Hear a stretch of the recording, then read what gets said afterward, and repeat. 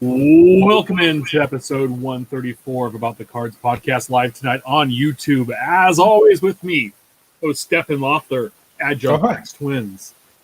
Still not the representative from Georgia. Ben Wilson at our trading cards, and I'm Tim Shepler at Big Shep 79. We're a podcast by collectors for collectors, and we hope to bring you a smart, insightful podcast because in trading card collecting, we're live every Wednesday at 8 p.m. Pacific. Central. On YouTube and Periscope for now, and Facebook Live. Follow us on Twitter about the cards. We're available as a podcast everywhere. You can find one. Check out our website, aboutthecards.wordpress.com. And don't forget to support our sponsor, UDog Collectibles. They are a shop for collectors, run by collectors, and you can join them live on YouTube and Facebook every Tuesday, Thursday, and Sunday night at 9 p.m. Eastern Standard Time for live card breaks. I hung out with them this past Sunday for a few minutes. We talked about the tournament. And they offer a wide variety of sport break options that won't break the bank. Remember, always bet the underdog. And we have a very, very special guest, a tremendous guest, maybe the best guest ever. He's a huge guest. Ryan Cracknell at Trader Cracks, from the hobby editor from Becca Media, the greatness that is Ryan Cracknell. I was going to wear my Expos hat tonight, but I don't know what happened to it. My son ran off with it or something. So he's got good taste. Kind of like what Washington did. Taking an Expos hat. But what have you been up to since we last spoke? It's been a little while. We've been collecting. Anything fun added to the collection lately? Fun added to the collection. Yeah, actually, I just made my biggest purchase ever last week. What'd you get? What did I get? 1985 Nike Michael Jordan. Wow. Nice. So yeah, I'm a little freaked out because it's still got to arrive in the mail. And yesterday, actually, I have it right here. Yesterday, my Jay-Z collection grew by one with the finest refractor. Sure. Except this is all that it arrived in. There we go. Penny sleeve, no top loader. And this is the envelope that it arrived in, already opened. I did not open it. It arrived like that. So double boondoggle. It was the seller didn't protect it, obviously. And then because I'm in Canada, it went through the global shipping program. I think they went to check the envelope, so knifed it open and didn't bother to seal it back up and scratched Jay-Z's, gave him a nice little scar across the head. And I thought I had a good deal on it. And now it's more, I'll get the refund at some point somehow, but I won't be able to replace it. And that's like the coolest looking Jay-Z card in the world. So. Yeah. Well, now it's just an X-Fractor. What's that? Now it's just an X-Fractor. Scarfractor. It looks like we have some breaking news from Ben Baller. Attention to all you card collectors, aka the hobby. Something special is coming very soon. I'm proud to be back where I belong with Topps Project 70. Each collaborator crafts their own story, selecting their own MLB subjects and Topps designs. Artists and creatives around the globe revisit and reimage 70 years of iconic baseball card designs. So 70 artists, 70 designs?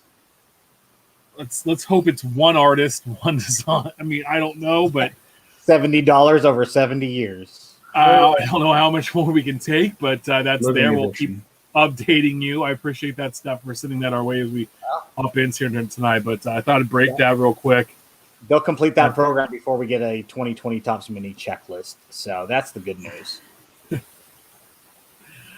Brian, I have a question. So before we get into the show, we misappropriate a lot of your information weekly talking about new releases because I like the accuracy, the pictures, the checklist that are provided, all of that stuff helps out. But I just want to know, how long in advance sometimes are you writing these new release posts? Like the previews or what? Yeah. So hey, series 1's coming up for Topps, in like 2 weeks, 3 weeks. Yeah, it varies from company to company. I get most of the things. It's just me getting an email with the sell sheet. So whatever the dealers get, when the dealers get it, that's when I get it, and I do my best to write based off of there. And Topps is easily, they give the most if things are on schedule. Okay, I'll preface that because right now there's a couple non-sport sets that I was looking today were announced in early 2018 that still aren't out yet. But normally Topps has a window of about 6 months. So whatever's coming out 6 months from now, 7 months from now, 5 months from now, normally that's the window where they'll announce something. So that's why we, what was it, August or so, we got the look at Series 1, which is just coming out in a few weeks. Panini is more 1 to 2 month window, depending. I've noticed in the last couple of weeks that it's been closer to 1 month, but normally it's about 2 months if everything's on schedule. Upper Deck is kind of in between the two for their sports stuff. Hockey seems to be about 4 months or so, 5 months. It can vary, but often their stuff, especially during the pandemic, gets shifted a lot more because they've really pushed not having the redemptions and stuff. So from their initial release date, it's about 4 months or so. So no, yeah, because I mean, there's always really good information, and that's the thing. And I just it was just kind of my mind since you're going to be on the show tonight. I want to talk a little bit about the 2021 design. We talked about this, pre-show, and we have the tournament going on, obviously, with the best design over the last 68 years minus 2020. But I just until we see it in hand, it's hard to tell. But I just don't understand. One thing that was driving me crazy is just like they showed a couple cards with the placement of the trophy cup, right? The All-Star, All-Rookie trophy cup. And it's just like in like a random spot. It's like there's like 4 or 5 other spots. And people started redesigning the card today, which I thought was awesome because they all did a better job. Leave the design, whatever the design is, but just a little bit better of placement. I don't know. What are your guys' thoughts? I mean, we're going to see this in a few weeks in hand. I just think the name's too. Looking back, I think the name's just too small. There's so much space there to do that. Like the nameplate is just, I don't know. What do you guys think? Yeah, the best that I've heard, and I will not take credit for it, but I don't know who to give credit for it, is whoever said that Bowman and Donruss had a baby. That's 2021 Topps, like right there. It's true. So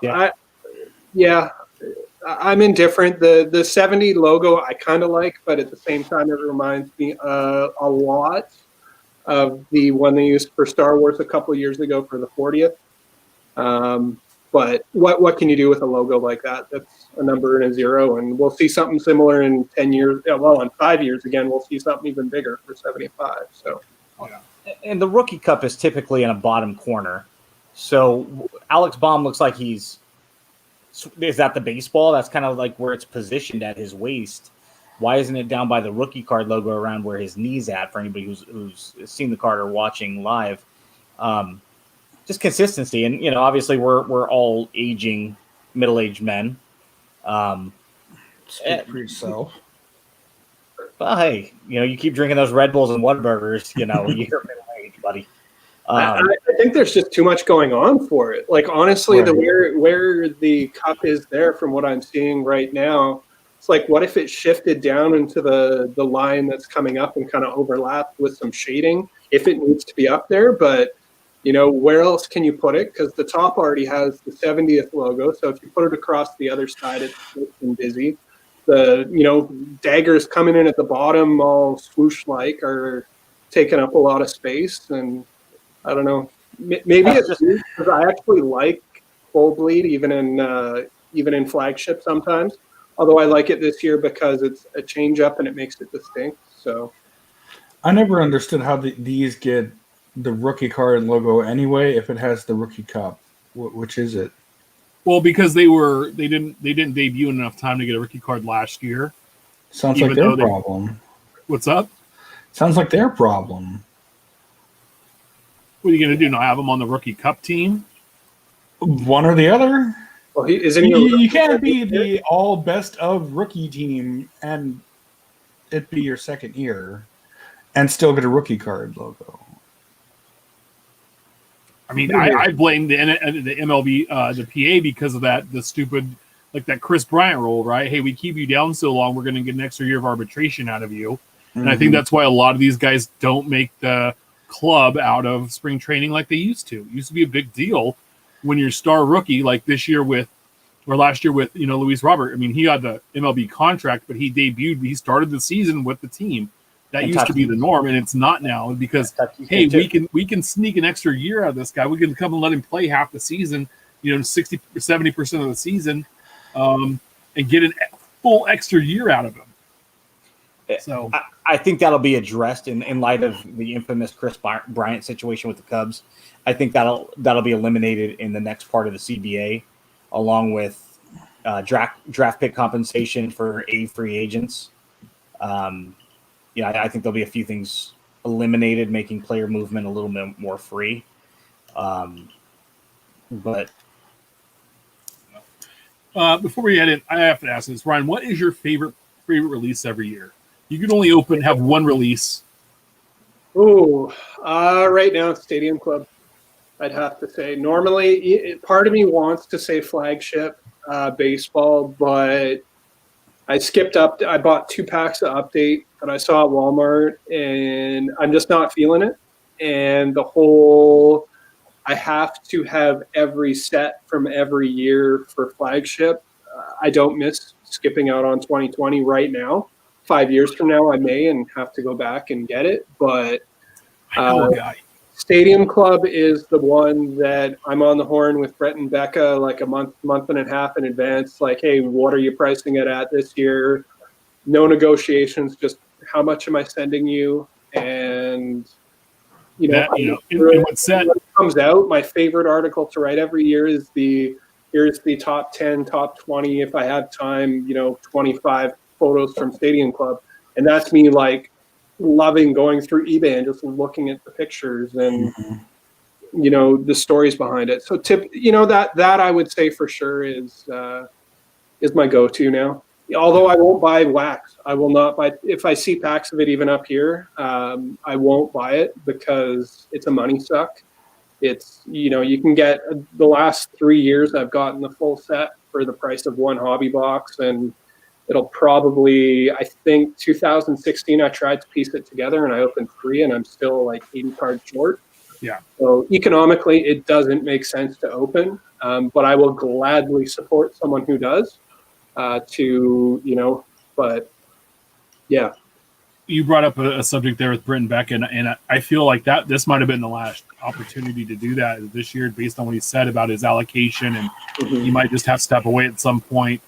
So to me, that's disheartening when he put that out there. But yeah, because that for a long time, that's who I go to for before I was opening a little more than more because I wasn't opening a lot. Now I seem to find some flagship around, and I'm opening that. But that's Stadium Club. I think for all of us, the 3 of us, is probably one of our favorite every year. Every year it's come out. I mean, you look back, the photography, the quality of the card. It's great. I mean, yeah. It kind of makes me like, I don't know. It takes me back to when I was a kid and you open a pack. I opened 91 Stadium Club and it was like $2 a pack, up to $5 a pack, and it was just magical. There's something about it. So yeah, honestly, I kind of wish that they would make it just a basic factory set and release it through hobby and whatever else. Because as a product, typically I don't think it's very strong. The parallels are some of the worst every year with just the change in the logo and everything else. I get the necessity for autographs, but typically they're not great. Now they've confused it with Chrome, we'll see if they repeat the inserts this year and then bring back Chrome as a standalone. That to me was probably one of the bigger messes of the season. Well, yeah, because they didn't use different photography. They didn't use a different photo, and most of the guys didn't have different numbers. Yeah. Like they were the same number in both sets, and it's like, well, how does that work? Like, it's the same card. Trying to list them and having to explain that it's the CMP code this. I can swear that it's actually the Chrome update. Yes. And I get mixed up between left and right. Like I can't, if someone were to say, the logo's on the left side, I get that mixed up. My brain, I've never been able to pros. I know this is my left and this is my right, but if I'm looking at a card out here, which is left, you should never for anything, I don't care what it is, you should never have to look at that code on the back. In a sense, I'm thankful that it's there.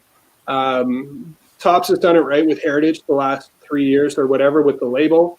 Yeah. Holiday recently, if you're going to have the same guys have 3 levels of variations, which I actually, as goofy as they are, I love the holiday variations. And normally I'm not too impressed with a lot of them, but those ones are so goofy. But to know a basic from a rare and a super rare, you have to either memorize 100 photos or look at a code on the back. I'm not a fan of that. Yeah, I agree. And that's the thing about Heritage. I think that was something, that I've really thought about, loved in the last few years, because it just makes it a little easier. Yeah. When you're especially if you're going to go through and sort stuff, they on the back, usually on Topps Chrome, they put refractor. So at least hey, this is a, refractor. So now, Panini with prism on the back, or on Stadium Club, okay. I'll use McGuire as an example because I bought as much of the rainbow as I could from the original release, as well as the Chrome release. And so I took out the base Chrome card and the refractor Chrome card from the regular, and then I did it with the exact same 2 from updates. And I've got 4 cards. I kid you not, it's the same card. There's no way to, unless you're holding them in your hand, which you can tell a little bit on the refractor that it's different. But lining them up 1, 2, 3, 4, if you're asking just a casual person that's not a hobby, quote unquote, expert or a hobbyist to tell me which is which, it's like a blind taste test, right? Where they're all Pepsi. I mean, that's really what it comes down to, is varying levels of maybe one's a little more flat than the next, but it's the same overall taste. It's like there was no way for me to decipher. And I knew what I was looking at because I made little notes from left to right to make sure I put them back in the binder in the right order. Well, I'd love to see a picture of that, Ben, if you could share that at some point. Yeah, I'll take them out tomorrow again and just set them side by side, because, again, the photo was the biggest issue with I don't need another Chrome version of the same card. And I said before the start of the year, when Ryan put out his this is what Stadium Club's going to look like, and I saw the McGuire in all its glory, I was like, it's January, card of the year. And obviously I saw Ben Baller's Jackie Robinson from Project 2020, and that changed my mind. But I don't need 4 versions of the same card. I mean, yeah, you want to do black foil, red foil, gold mint, that kind of crap, that's fine. But yeah, But then the obsessive compulsive side of collectors, myself included, is it's different. Even if it's just that code on the back, it's technically different. So the collector side in us is like, I need to get that. I can step away for 30 seconds and pull them all out because I own them all, to your point, right? Yeah. I can sit here and bitch about them all I want, but I still paid hard-earned money to have all 4 versions when I literally said I don't need them. I still own them, and that's what keeps us coming back, right? Well, let's hop into it. Last week's releases, though, the week that was Topps Living Week 149. We had card 379, Eddie Matthews, third baseman, Hall of Famer from the Atlanta Braves, and card 380, Johnny Cueto from the San Francisco Giants. We had 2,200 plus sold for good old Eddie. And last time I looked, Topps hadn't updated the website for Johnny Cueto, but I'm gonna look real quick and see if they have. So, again, we're hitting 2,000. I mean, that's kind of where we've been lately. Yeah, they still haven't updated the site, which is awesome, even though it sold the same week as Eddie. But I don't know. It's just there it is, another week. We also had 2020 Panini Playbook football drop as well.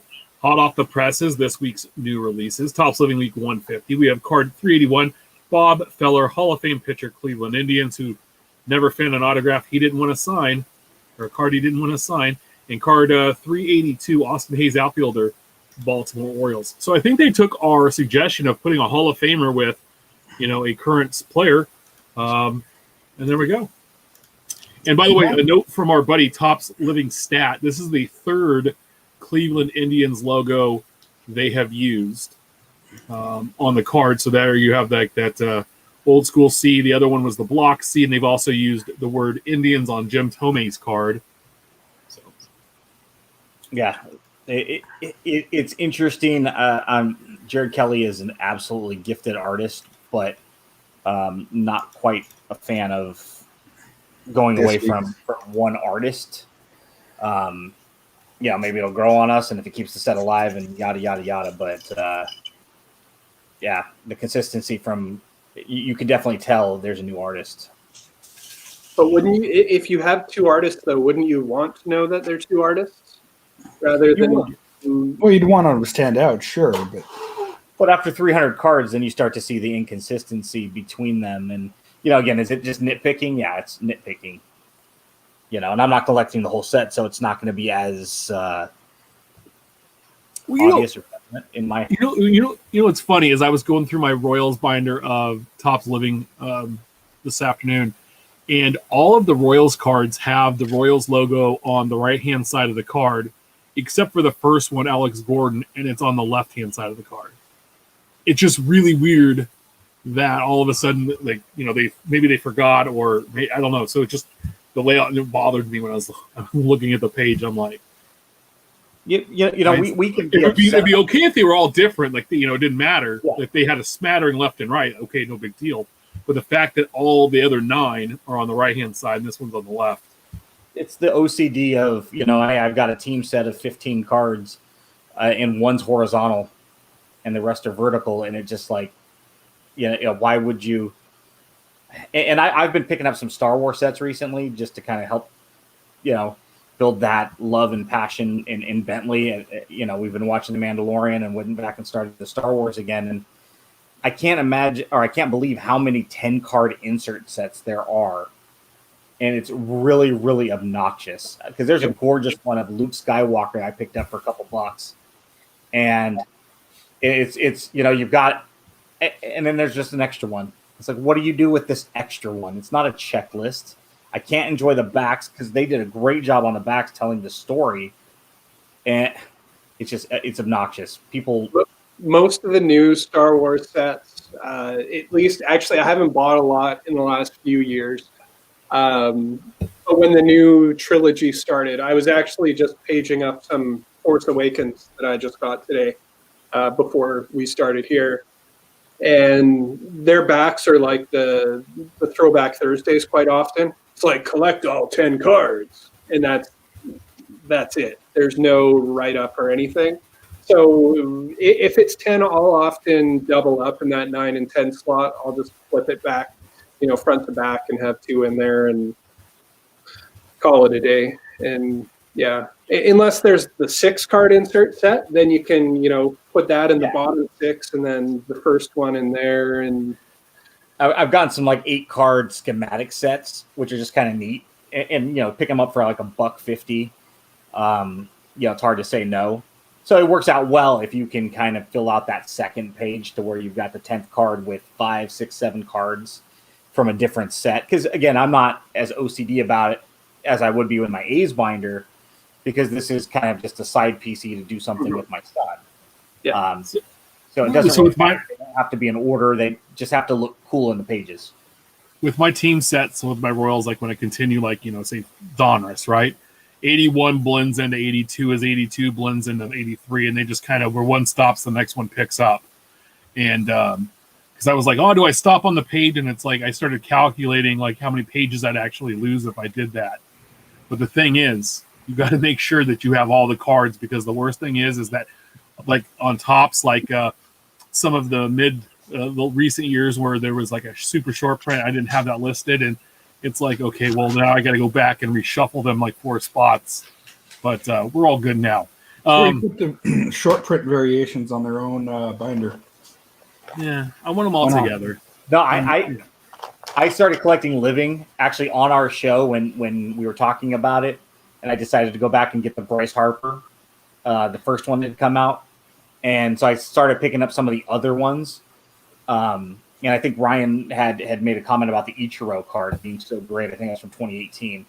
And he's like, this is the card of the year. And I'm like, dang it, I probably should buy it. And so I ended up buying, Hank Aaron and Ted Williams. And before I knew it, I was like, what would be cool about this is to put them in alphabetical order by last name. And I did that for a couple of weeks until I realized if this set really does last 10 years, I'm not going to reshuffle this every week, especially when you get a player with the last name of an A or a B. I'm like, I'll just put them in numerical order as I pick them up. And God forbid if I end up picking up somebody earlier in the set like Walker Buehler, who I think was in the top 100. And then it's like, what do you do? It's like, you know what? They go in the order I get them. Whatever. Numerical order, the way it should be. 2021 Topps Archive Signature Series Active Player Edition dropped today. $80 a box, 1 pack per card. 1 pack per box, 1 card per pack. 1 buyback autograph. 133 signers. Some of the most notable names in the set. Top Pins set. ready. Kobe Allard, David Bodie, Mark Canhall. What's his name? Canna. Mark Canna, David Dahl, Howie Kendrick, who is retired, Mickey Moniak, former #1 overall pick, and Daniel Vogelbach. So it's an original Topps card that's been from the past that's been autographed, and obviously all cards are on. I'm glad all autographs are on card. Some players are going to have different multiples of cards, so they might have different designs, different numbers, and we're never going to know because they don't provide that information. Yeah, they'll never release the information, and they won't tell you what sets were used. They just buy back a bunch of crap and have players sign it. It's Topps. And then the cards are stamped with a gold label and sealed into one touch, so you know it came from 2021 Topps Archive Signature Series. I'm just digging the autograph checklist. There's of course there's other guys on the checklist. I just went through and sort of pick it off just random names of players, and I didn't even know Mickey Moniak actually debuted last year because I was like, well, isn't he a minor leaguer? And so, he's not had the stardom coming through, and this is why prospecting can be fun when you have a #1 overall pick, and it's like, oh, he actually played last year. I think he had 18 at bats. So that was that. I discovered that earlier myself too for the assignment you gave me, and I was looking through some rosters, and I'm like, oh yeah, I kind of remember that. Because he had a Topps Now card. As soon as he signed with the Phillies, they, gave him a Topps card, or Topps Now, and which could get the debate over rookie cards and whatnot and everything else. But we'll get the official Mickey Moniaks this year, I guess. Well, and our buddy Jeff Sash, has said he wants to put together kind of a quantitative data spreadsheet of a select handful of prospects from each year dating back to the mid 80s and trying to track some of the monetary trends associated. And Moniak's going to be one of those guys who's going to be the prime guy that we're going to look at and go, here's a #1 overall pick that just didn't do anything, and how much money was wasted. And you're going to look at Jason Dominguez and so many of the guys that have come since then and go, curb your expectations with these guys, because when you're spending all this money speculating, it's great when one of them hits, but how many people are wasting money? And not just a little bit of money. We're not talking $1, $2 box fodder here. We're talking about thousands of dollars on guys that it's not sustainable. And if one guy hits, 50 aren't. Like, I remember how crazy prices were on Bubba Starling, and I was like, man, one day I'd love to own a top set. A Bowman Sterling autograph of him, and then he was in the minors for I don't know a good part of a decade, and I was able to start buying them for like $5, and I'm like, yes, because it was like he was the next big thing, and sometimes it just doesn't work out, and guys just don't pan out, and that's fine. But yeah, when you're pumping up again, we've talked about Dominguez. He's 18 years old now. He looks the part. He looks like the creative player we'd all make in MLB The Show, but he's yet to ever have a professional at bat. So the fact that his cards are going for what it's to me, it's mind-boggling. It's like, yeah, if he does hit, but is he going to be Mickey Mantle? Like, that's where you would have to, like, he's on the Yankees. Right. Like, but that's where it's all about the getting to there. And then as soon as it seems like 9 times out of 10, even the guys that do hit, can we call Vladimir Guerrero a bust? No. But I don't have the numbers in front of me, but I'm pretty sure that his stuff is a whole lot cheaper now than it was right before he made his debut. Yeah. And I was even talking with a coworker of mine, and he's a Tigers collector, with Torkelson. And he's like, when Chrome Draft first came out, he almost picked one up, and it was like, he's like, I could have got it for about $250, and now it's like $600. I think he wanted the just the basic refractor, and it's like going up and up and up, and it's all about the hope. And yeah, we're looking for the next trout, whereas the next salmon is going to be much more, And what's funny is that Tim Salmon had a really good career. Exactly. In baseball, I would say for first-round picks, we see more and more first overalls actually have good careers now than we did. When I was younger, the draft didn't really seem to matter. You'd go out and sign a couple guys, and Griffey hit, and the Mariners had a good history, but a lot of first overall picks kind of sucked. Well, and that's maybe kind of I don't know, but a lot Griffey of was seem to be hitting now. Yeah, Griffey was the first ever number one pick to make it in the Hall of Fame. And he wasn't picked until 87. And the draft started in 65. So, I mean, you talk 20 plus years of draft picks. None of them were Hall of Famers. So, one thing that would be interesting, I had a huge Addison Russell PC when he was a minor leaguer, and he was featured on a lot of really short printed cards with Billy Hamilton and David Dahl and a couple of other higher touted prospects at that time. And I was devastated when one of the Bowman Platinums or whatever, there's a triple auto of those three guys out of 10 that I missed out on a couple of times. And the price was about $150. And to this day, I thank the heavens that I lost out on those cards. But I could probably surmise what I probably paid for my PC on a card-by-card basis. I've got some time. Maybe I'll go back and put that together and find out what I would have to pay today for that same group of cards. And I imagine it's probably 20 to 30 cents on the dollar overall. And then granted, he's a little bit of an outlier because of the POS that he turned out to be. Outside of his baseball career, he was a decent, serviceable player. He probably would have had a decent career if he wasn't a real royal D-bag. But it's just an illustrated, where we can take a look at any random player in our PC and tally up what you spent versus what you could spend now 5 years later. And I can guarantee you most of us took a heavy loss. Or just wait. That's what I've learned. I had a buddy reach out to me last night, and we were going back and forth through some text messages about prospecting and stuff. And he was looking for a few guys. And I said, my suggestion is stay away from pitchers. Stay under $5 a card. Power hitters are a plus. Big name teams are a plus, like Yankees, Red Sox, Cubs. Look for outfielders and shortstops, because shortstops seem to be able to move anywhere. They have more ability to move to outfield or third base or somewhere else even maybe first base.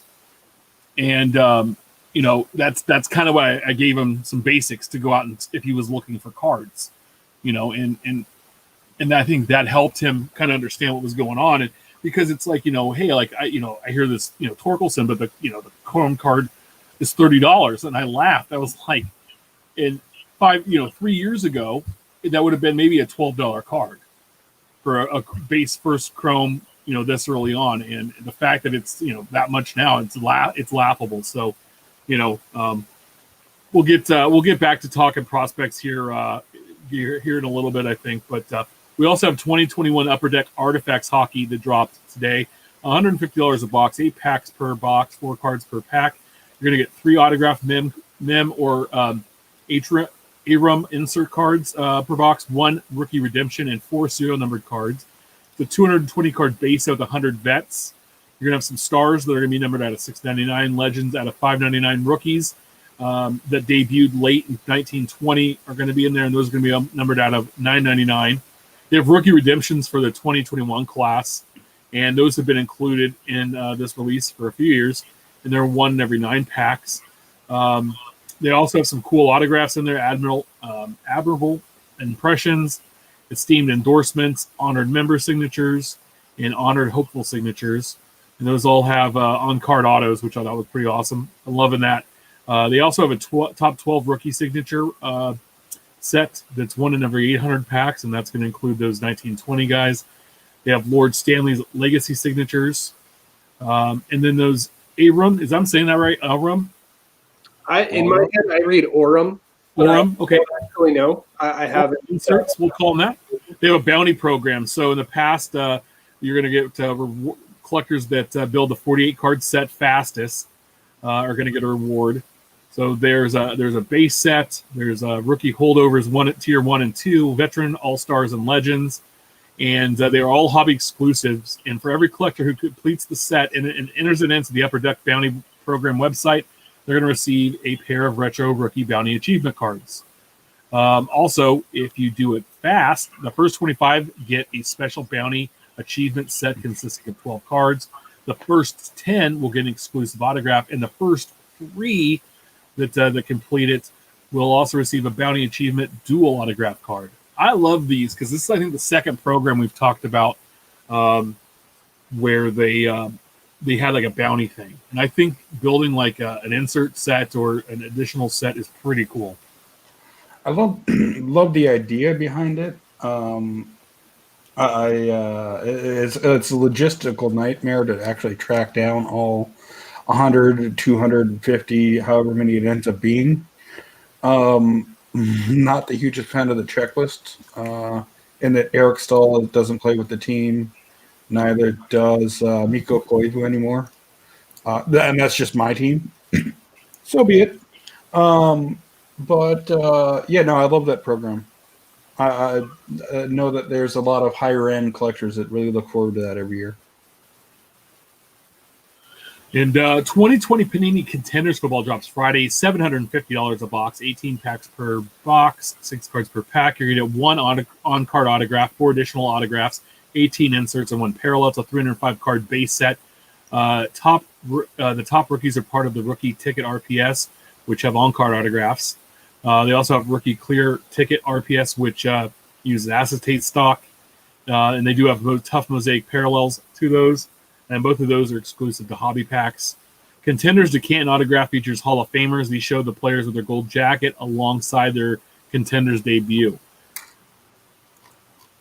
I used to kind of like Contenders. We're going to talk a little bit about later if Contenders has outlived its usefulness in the hobby. It's kind of based on design and what else is available in the market, but they have it's out in retail this year as well, and it's already been out for a little while. So, yeah.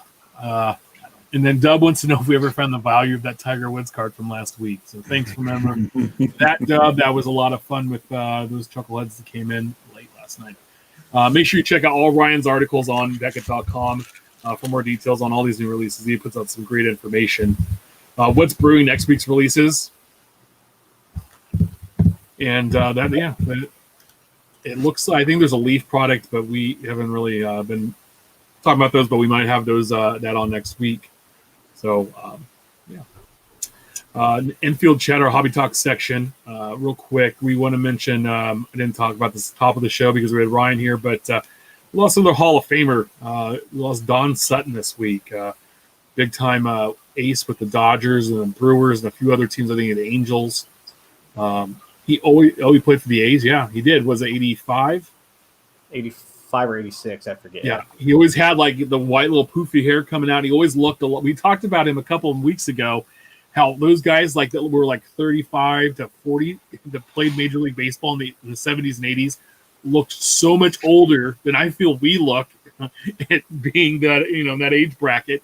It was just kind of like, Jerry Russ wasn't a grandpa out there pitching. Was he like not 60 years old, But no, Don, he had a Hall of Fame career, was one of those, just kind of workhorse guys. And I think he had cancer. So, yeah. I mean, we lost how many last year? Like 6 or 7 Hall of Famers last year. I want to say 7, yeah.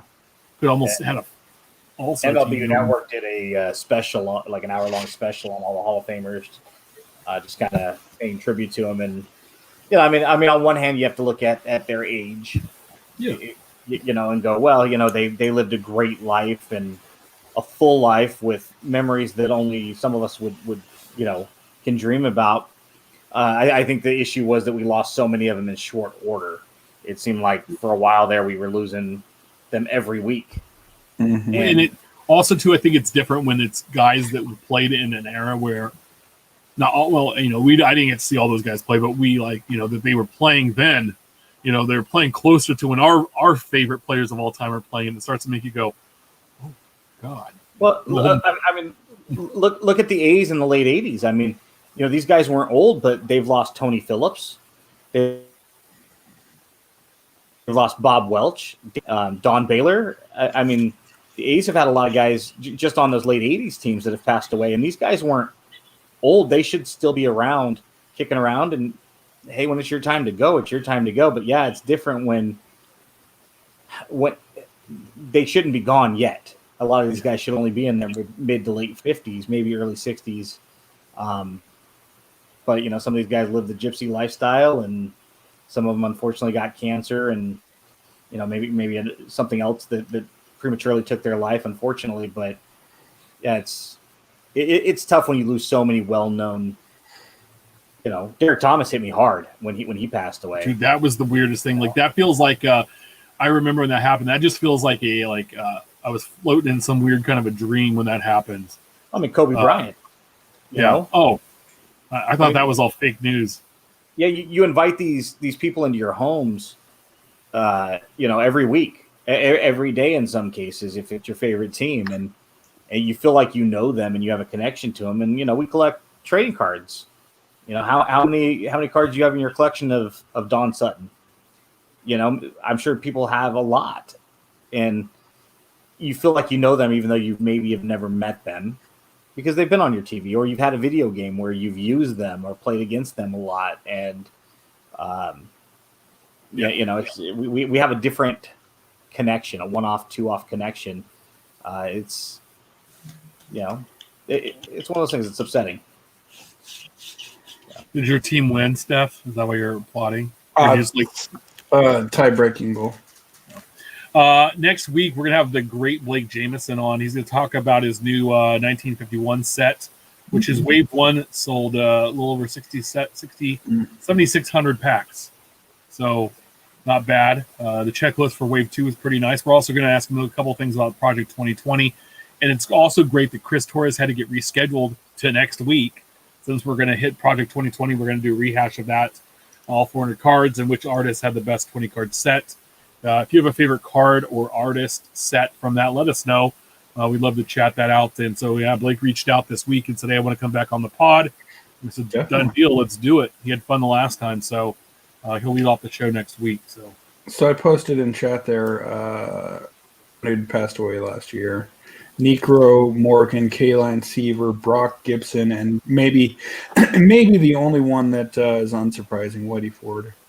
Dude, that's a staff right there, man. Who you gonna put? Like you go throw Gibson, and then you throw Necro, and then you throw Seaver, and let Ford be the fourth starter, and then because you got the knuckleballer in between the two, power pitchers. Mm-hmm. You got Brock leading off, Morgan in the 2, Kaline hitting 3. I mean, yeah, we did lose Tommy Lasorda as well. I don't think we mentioned that earlier. So last week, 2 weeks ago. Yeah, hey Kev, we broke that Project 77 news earlier in the show, and so that's going to be fun. Rip Party 2021, Topps sent out a thing this week. Celebrate 7 years of Topps during the 2021 Series 1 Rip Party. Tune in to Topps social media pages on February 9th as we travel back in time to open cards throughout the decades with help from distinguished guests. Plus, get ready for some action. For all the action as we bring you the first ever Breaker Showcase. Some of your favorite breakers will go head-to-head as they rip open 2021 Series 1 and compete for the Platinum Box Cutter. Bomber Breaks is in there, Leighton Sports, Real Breaks Live will be on there, and one of our favorites, Mojo Break. Which breaker will you have winning the prize Platinum Box Cutter? Yes. So at least they're not doing a 1,000,000 card rip. At least they're doing some kind of event to say, hey, here we go, kicking off the season. It just kind of frustrates me that their first official release is Topps Archive Signature Series. Mm-hmm. And it's not flagship. Seems kind of weird. It's like, hey, we're going to put the tugboat out in front of the big cruise ship here. Well, and I think this happened last year as well. It did. My disagreement to it is one, much like last year, they're bringing in the breakers to focus on this, and I get it. It's the easiest way, especially then this year, to pull in, say, 4 guys and break a ton of cards. But is that not what Flagship has stood for the previous, I guess, 70 years now? Was individual people breaking it, seeing the packs, seeing the new release for the year, and having everyone experience it. Yeah. I always like that first card of the year. Who is it going to be? So, but again, 2020, 2021, things are different, circumstances, etc. So historically, it's going to hit retail a few days earlier anyway. So we're going to be on eBay going, oh, it's scrolling through, and then the short prints, and then Ryan's going to bust all the codes out so we know which ones to go look for. And it's going to look like the actor from Clerks, except instead of crawling out from underneath the mound of clothes, he's going to be crawling out from underneath the mound of eBay searches. And virtual cards. I just like how they have like the super they have the super duper uber short prints, like that George Brett one that I've only seen now two pop the polar up. Bear, sure. Where he's sitting at the I don't know what you call it, the press conference table or whatever. So Are you excited? I actually, when I saw that one, I thought of you. Are you excited, like, to have to chase that down, or are you annoyed? Or I'm annoyed when it's that short printed and you've only seen 2, like, and then it's at a price where it's, like, I think the first one that ever got pulled, I had the first opportunity to buy it, and the price was astronomical, and I got it. I understood why he was offering, he wanted that price for the card. And it was in the neighborhood of $500 to $600. And I think he took an offer a little less than that, which is great. But it's like, as a Brett collector, it's like, yeah, I'd love to have that in there. But it's one of those cards I believe I'll never have in my Brett set. It's just gonna be the one that's gonna be missing. There's a spot for it, but at the end of the day, it's something that's manufactured to be that way. And so I've kind of made my peace with not running all those down. When it's a short print or a super short print, I try to run it down.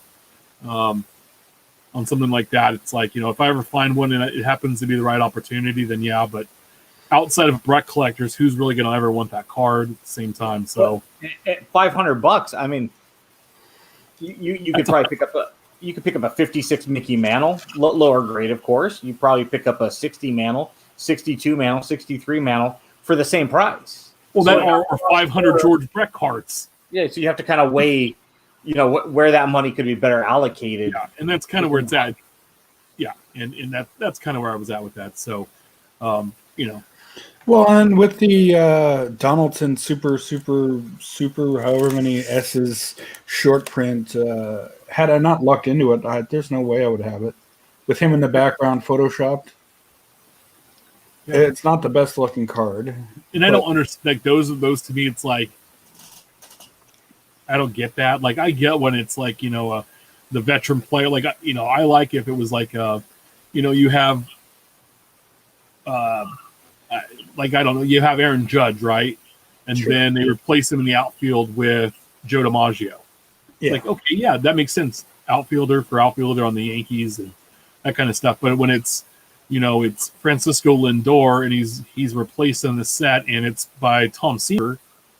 Well, I guess that's what they're both Met now. That doesn't work. So say it's Nolan. I guess he was a Met too. It's a pitcher of somebody.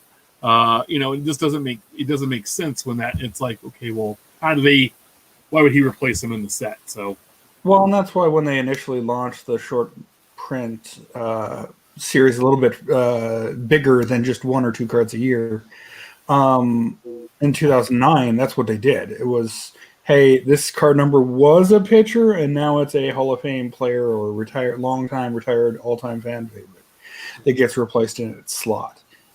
And they did it that way for a couple years, but then it's just mayhem. Well, and again, my biggest pet peeve is that the 100, 200, 300, that's not like the biggest stars in the game. Sure. And why do we need 75 short prints on a 300 card checklist? Just that's insane. Like its own set.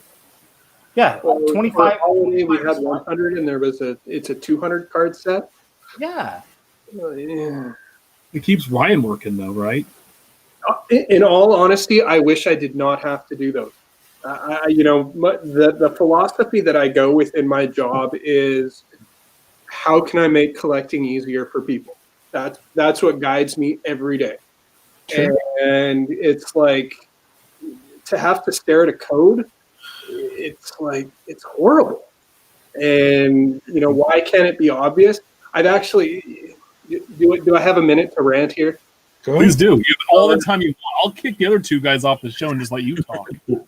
So my thinking has been recently, I love what Panini's doing with their inserts.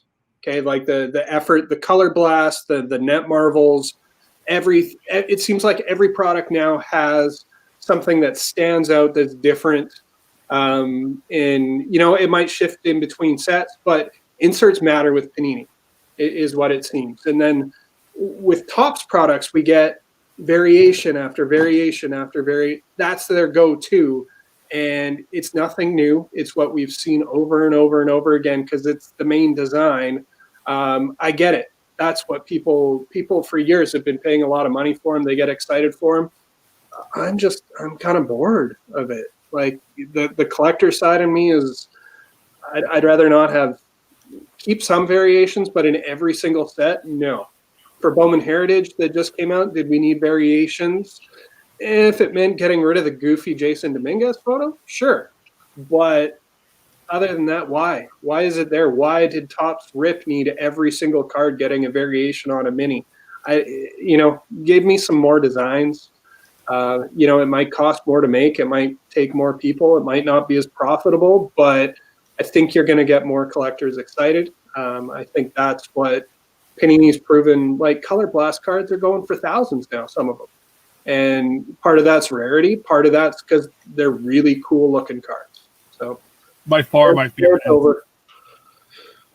No, by far those are. I think we always talk about the color blast, the downtown inserts that Panini have done lately are amazing cards. It really goes back to those really limited inserts in the '90s that everybody went after, and to me that's where Topps would go in. Real quick as we talk about Panini, and we've talked about just how much we've seen of Prism football out there in the retail land. You can't find it, but when people do find it, there's a lot. And the same with Hoops premium stock. I just have a question for you. When you see that in any of the Prism releases from 3 or 4 years ago, they had anywhere from 12 to 25 color parallels. And now the last 2 or 3 years, it's gone from 40 to 41 to 42 colors. Do you think that, and them not having to guarantee an autograph, and they can guarantee an autograph but replace it with points, in your mind as a collector, does that just make you think that they're just continuing that allows them to print so much more base to spread that out? Because then it's like, okay, hey, we have this retail version that has a pink that's every 6 packs, and we're going to guarantee an auto on average, but guess what? We don't have to put the auto in there because we can slide our points in there. Yeah, points to me and autographs are a totally different, thing than parallels. I have mixed feelings about it, to be honest. Number one, I think as being an expos collector, and I stick mainly to base, like I don't even checklist inserts. If I see an insert that I like that pops up, sure, I'll buy it. That kind of guides my thinking is I'm not chasing all these parallels nowadays. Not on the one hand, I like it's the dilemma because, as you mentioned, things are selling so much. The demand is there. We need supply. When we don't have supply, we have $1,200 boxes of Donruss. So something needs to give. We need to fill those boxes. Personally, I would rather see. Sure, autographs would be great, but we need other content that isn't autographs, and that's where those parallels are coming in. Realistically, once you break down where those, and I did this last week or the week before with Hoops Premium, where those parallels are coming from, they're coming from the 18 or 12 different configurations. So if you're lucky, you're going to see maybe 4 of them yourself in your area, because one will be at Walmart, one will be at Target, and if you're lucky, through some hobby, maybe through a break. The chasing down of everything, is it realistic to think that you're going to get 5 different one-of-ones from one set? Probably not, but each different configuration has something unique to itself, which I can't argue against that. It means that we're going to have supply out there for people to get, even though it doesn't seem that way, and I get that as well.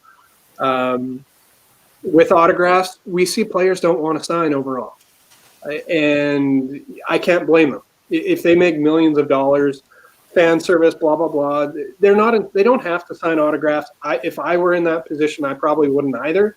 And you can't produce more and more and more autograph content, and if you do, you're giving players that aren't desirable. So the challenge is, how do you make content that's desirable, that also meets your demand, but is also responsible, so that collectible value is held.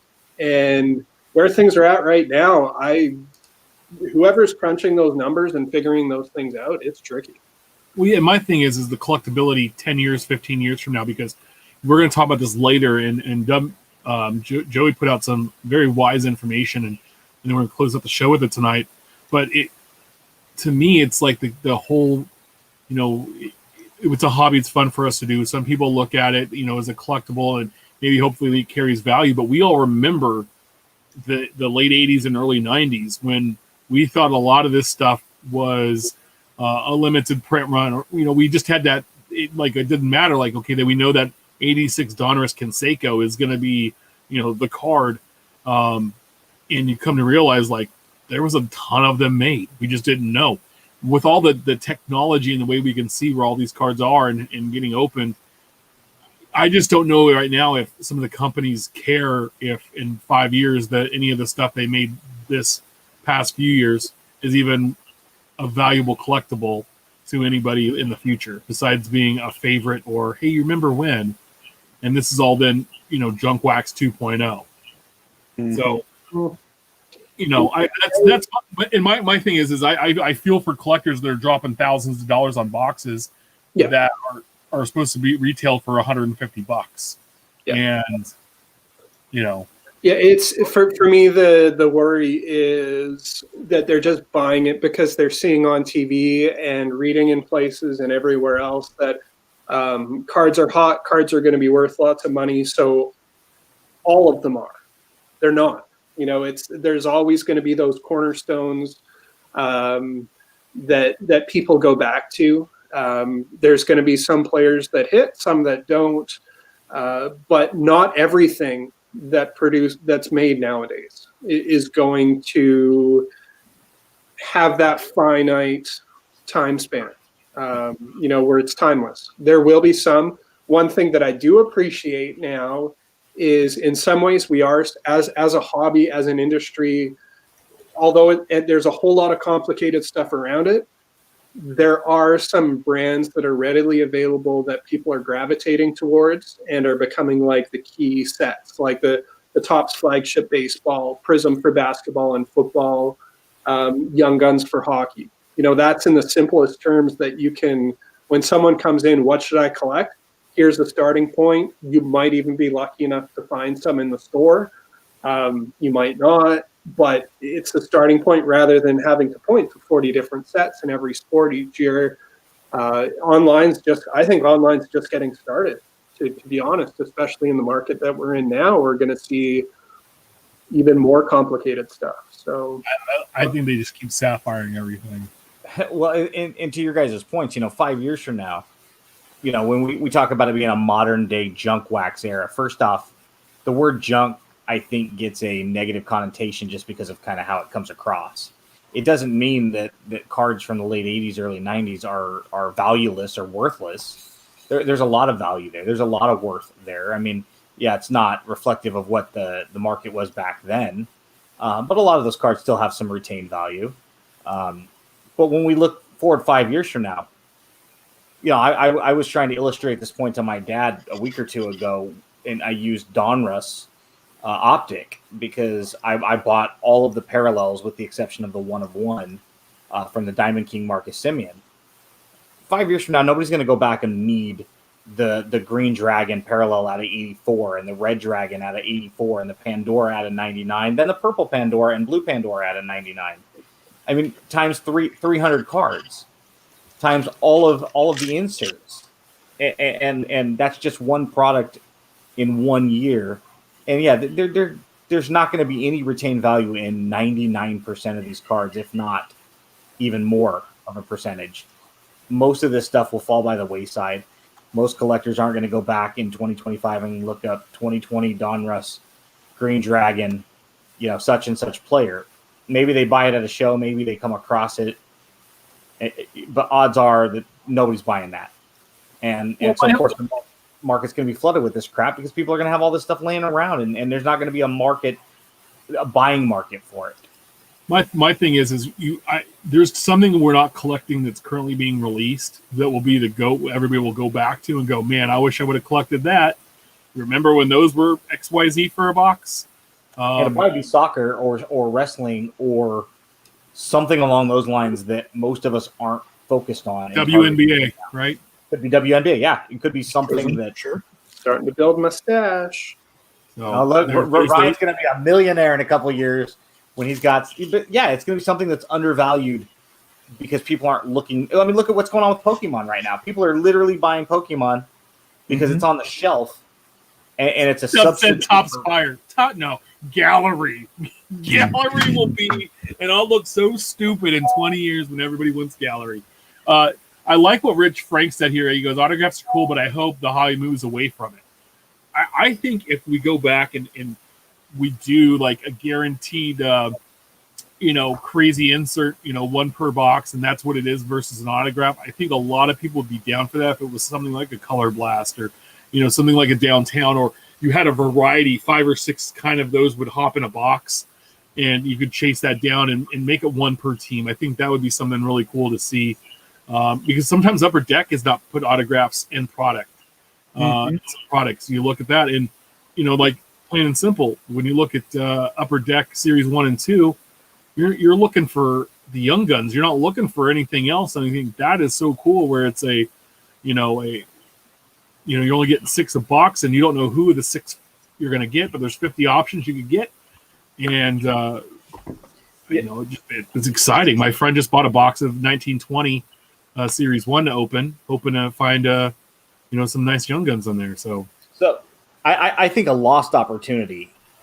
It really is focusing. I was talking to our buddy Andrew at Bayside Breakers yesterday about this because he had sent me the green Mark McGuire from Allen and Ginter Chrome and how it pops and how solid it is as a green card, right? And they're numbered out of 99. And I think the lost opportunity is for a set like this, for team collectors, for player collectors. This is a green and gold version of Chris Davis, numbered out of 50 and 99 respectively.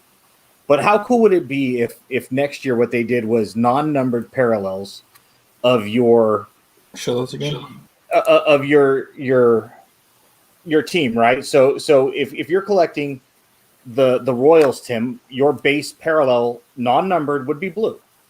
Your Giants would be orange, right?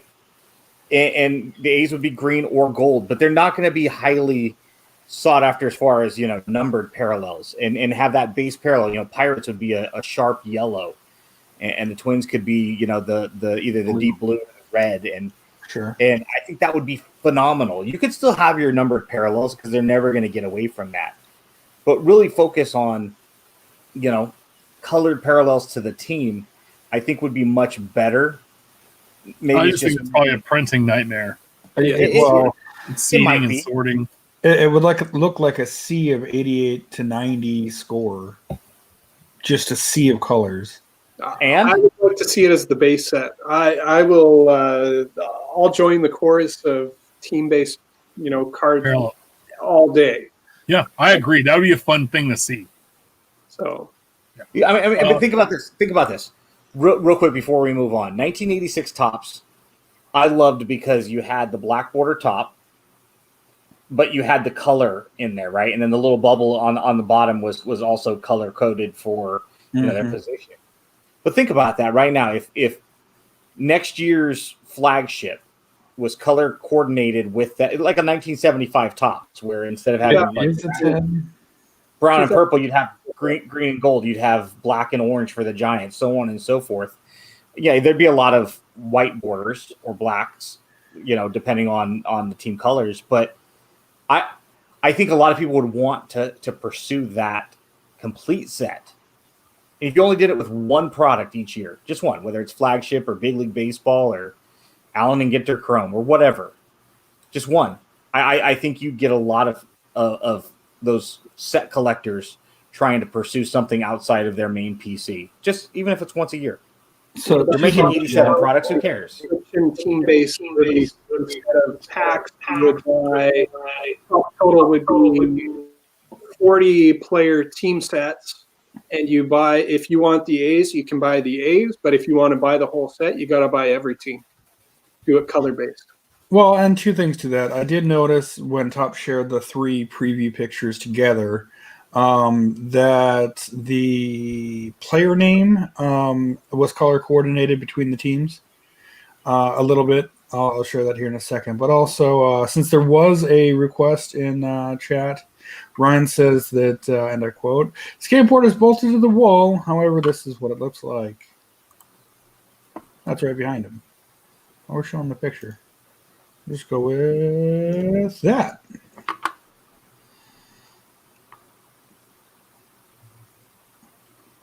It's pretty cool. It's not as cool if you're listening in. It's an atom bomb. Tomorrow. It's a Garbage Pail Kids skateboard with a big atom bomb in front of a bunch of other. And it's a refractor.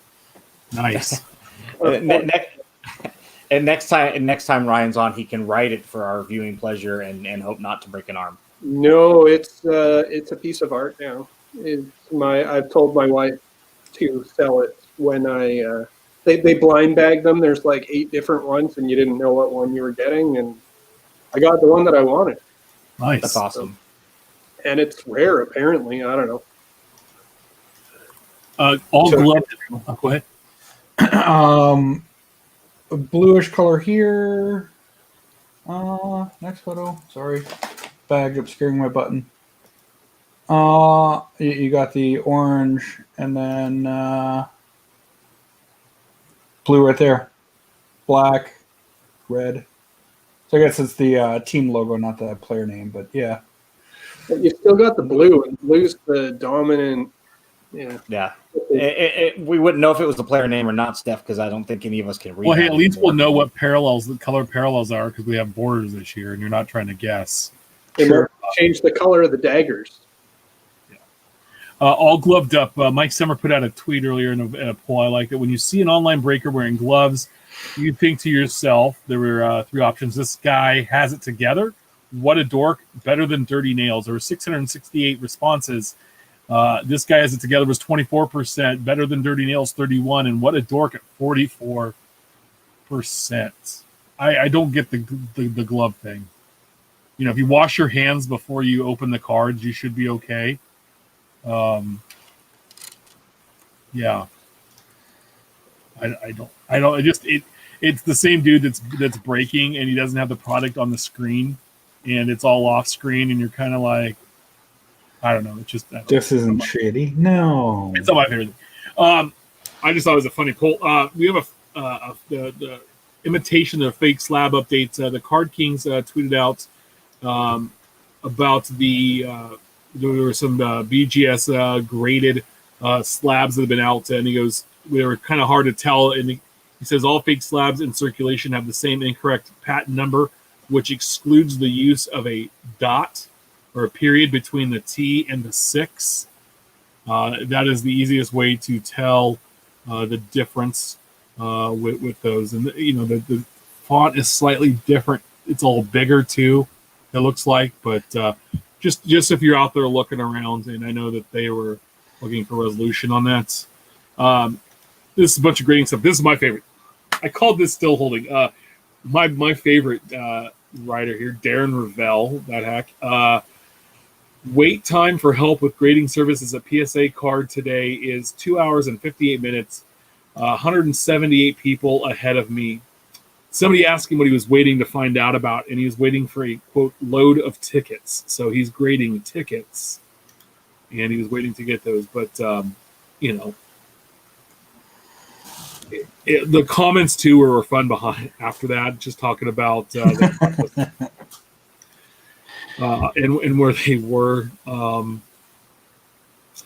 Yeah.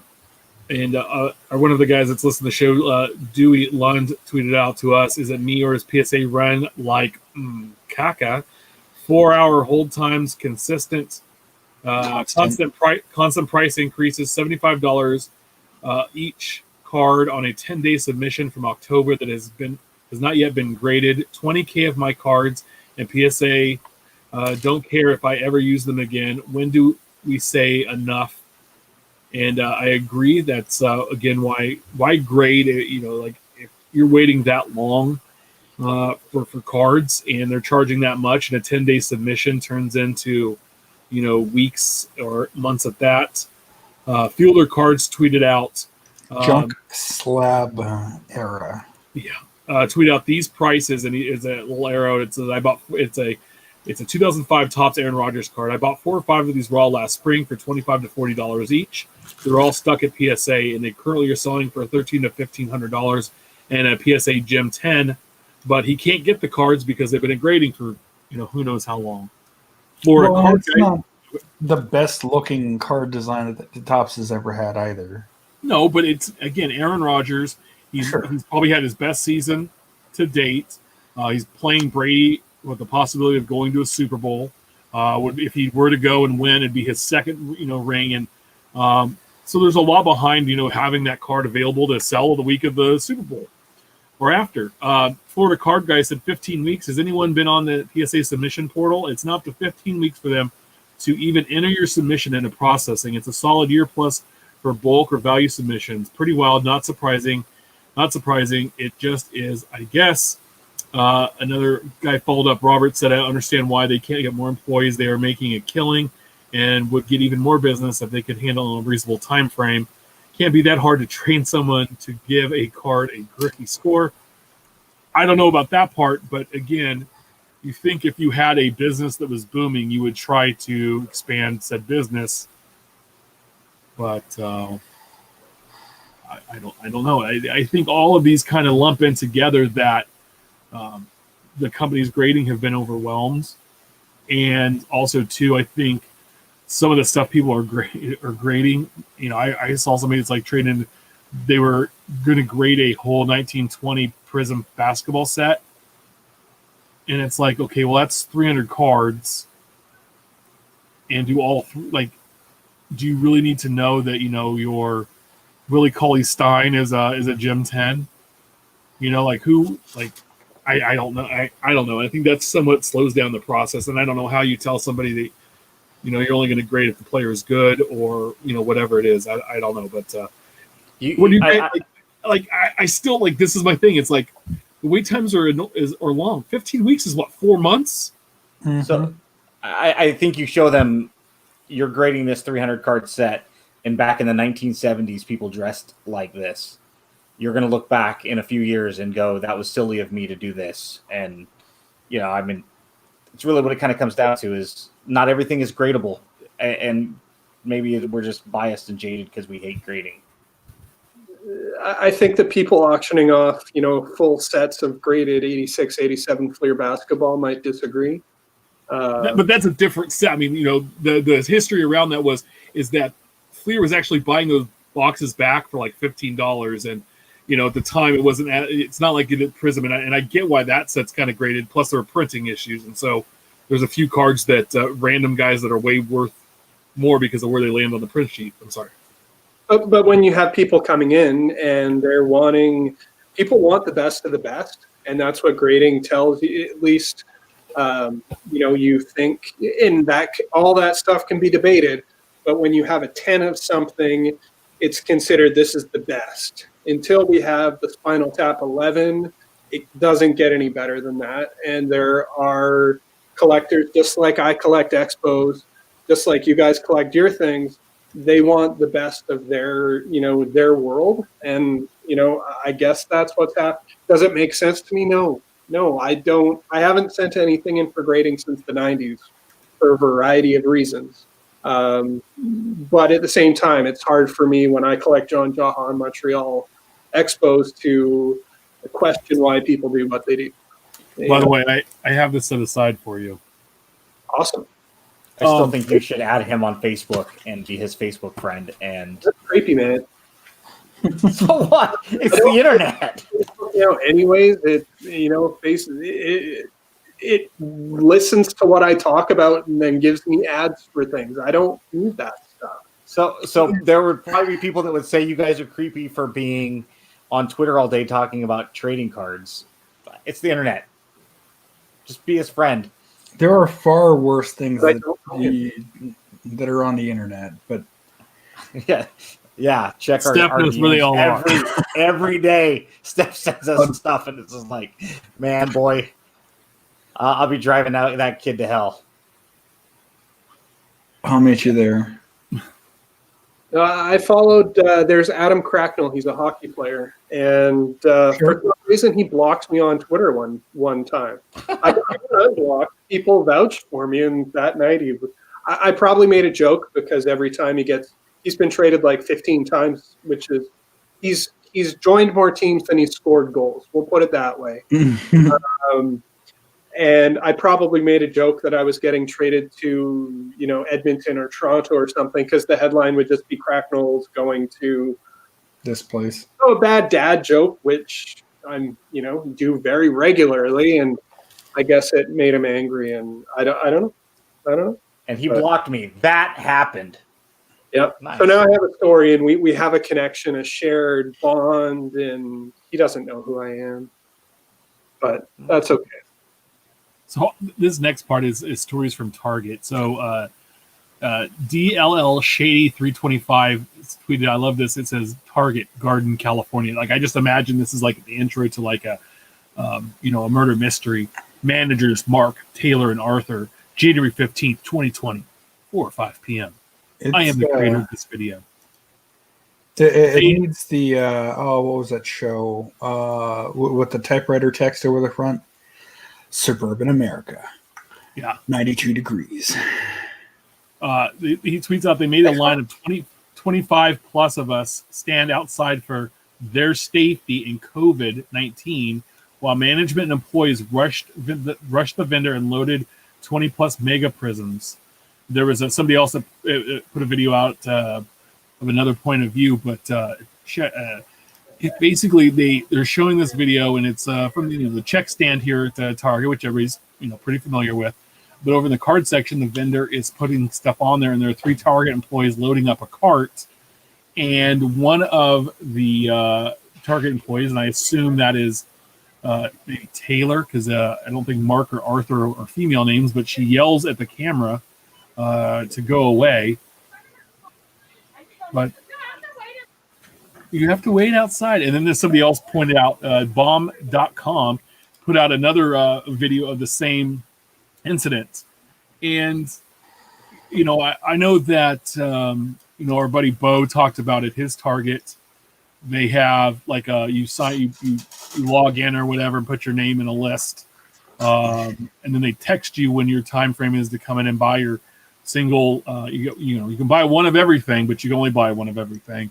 Thing at his Target, which is insane that we have to be there at this place on time. Like, I remember working at Best Buy when the Wii came out, when Xbox 360 came out, when PlayStation 3 came out, and we had the tickets and all the craziness that was involved with all of that. And God, the gamers were way better situated for this than some of the people in the hobby. And then Robert Ballas ran into Target to get some tape. Saw about 8 to 10 guys huddled around electronics waiting for cards, yelling at each other over who was there first and who's going to buy what. Sad the hobby has come to this. Shake my head. And I agree when it's, but like these, like, first of all, you can't find retail. And if you do, you're lucky and congratulations. And second of all, it's like, okay, are you there to buy it to open it, or you buy it there to flip it? And you know, it doesn't. I guess it doesn't really matter, but it's at the same time where it's just some of these things give us kind of like the hobby I don't know, bad look, right? Black eye, sure. I don't know. Kind of, it's disheartening, like that we're there now because hobby is so expensive, and then retail has gone crazy because you can't get into a hobby. But retail's getting to the spot where the amount you spend to get the same number of cards or odds you would in hobby, it's the same price, and your hobby's probably going to end up being able to produce a better result than what your retail is, right? So, well, and that's the only way that the house of cards collapses is when you have employees who we're gonna go out on I'll go out on a stereotype or basically say I would imagine most of them are probably not an active part of the hobby. They just understand that there's money to be made flipping it, which is understandable. But at some point, if the collective hobby says we're not buying retail at 2x, 3x, and we're going to start buying hobby instead, then you're going to get a lot of people who have no business buying these to begin with stuck with them. And then hopefully you start to see a market correction. It's probably not going to happen overnight, but unfortunately it's going to have to be something drastic like that. Because a lot of this stuff I don't think even hits the shelf. I think it's all being bought out of the warehouse. When I was on with the guys from Underdog before they broke on Sunday night, we kind of talked about like the hobby and like where it is right now. And I kind of think I came to the realization that I don't think we're going to see this burst until this pandemic kind of ends and we kind of go back to a normal life, because you got to think all of the money that we'd be spending on, going to concerts or going to the movies or going to sporting events or going to bars or going out to eat or all of these other things where you spend money. That's crazy. Cracknell the Ducks. I might have found it. I'm going to Disneyland. That's really perhaps he'll unblock me. And so you start to that's where when that money starts to dry up, I think that's when we see kind of some of the demand on some of this product go away, because people are now putting their money into other things. Well, and I could be wrong on that. And we thought the pandemic would drive prices down.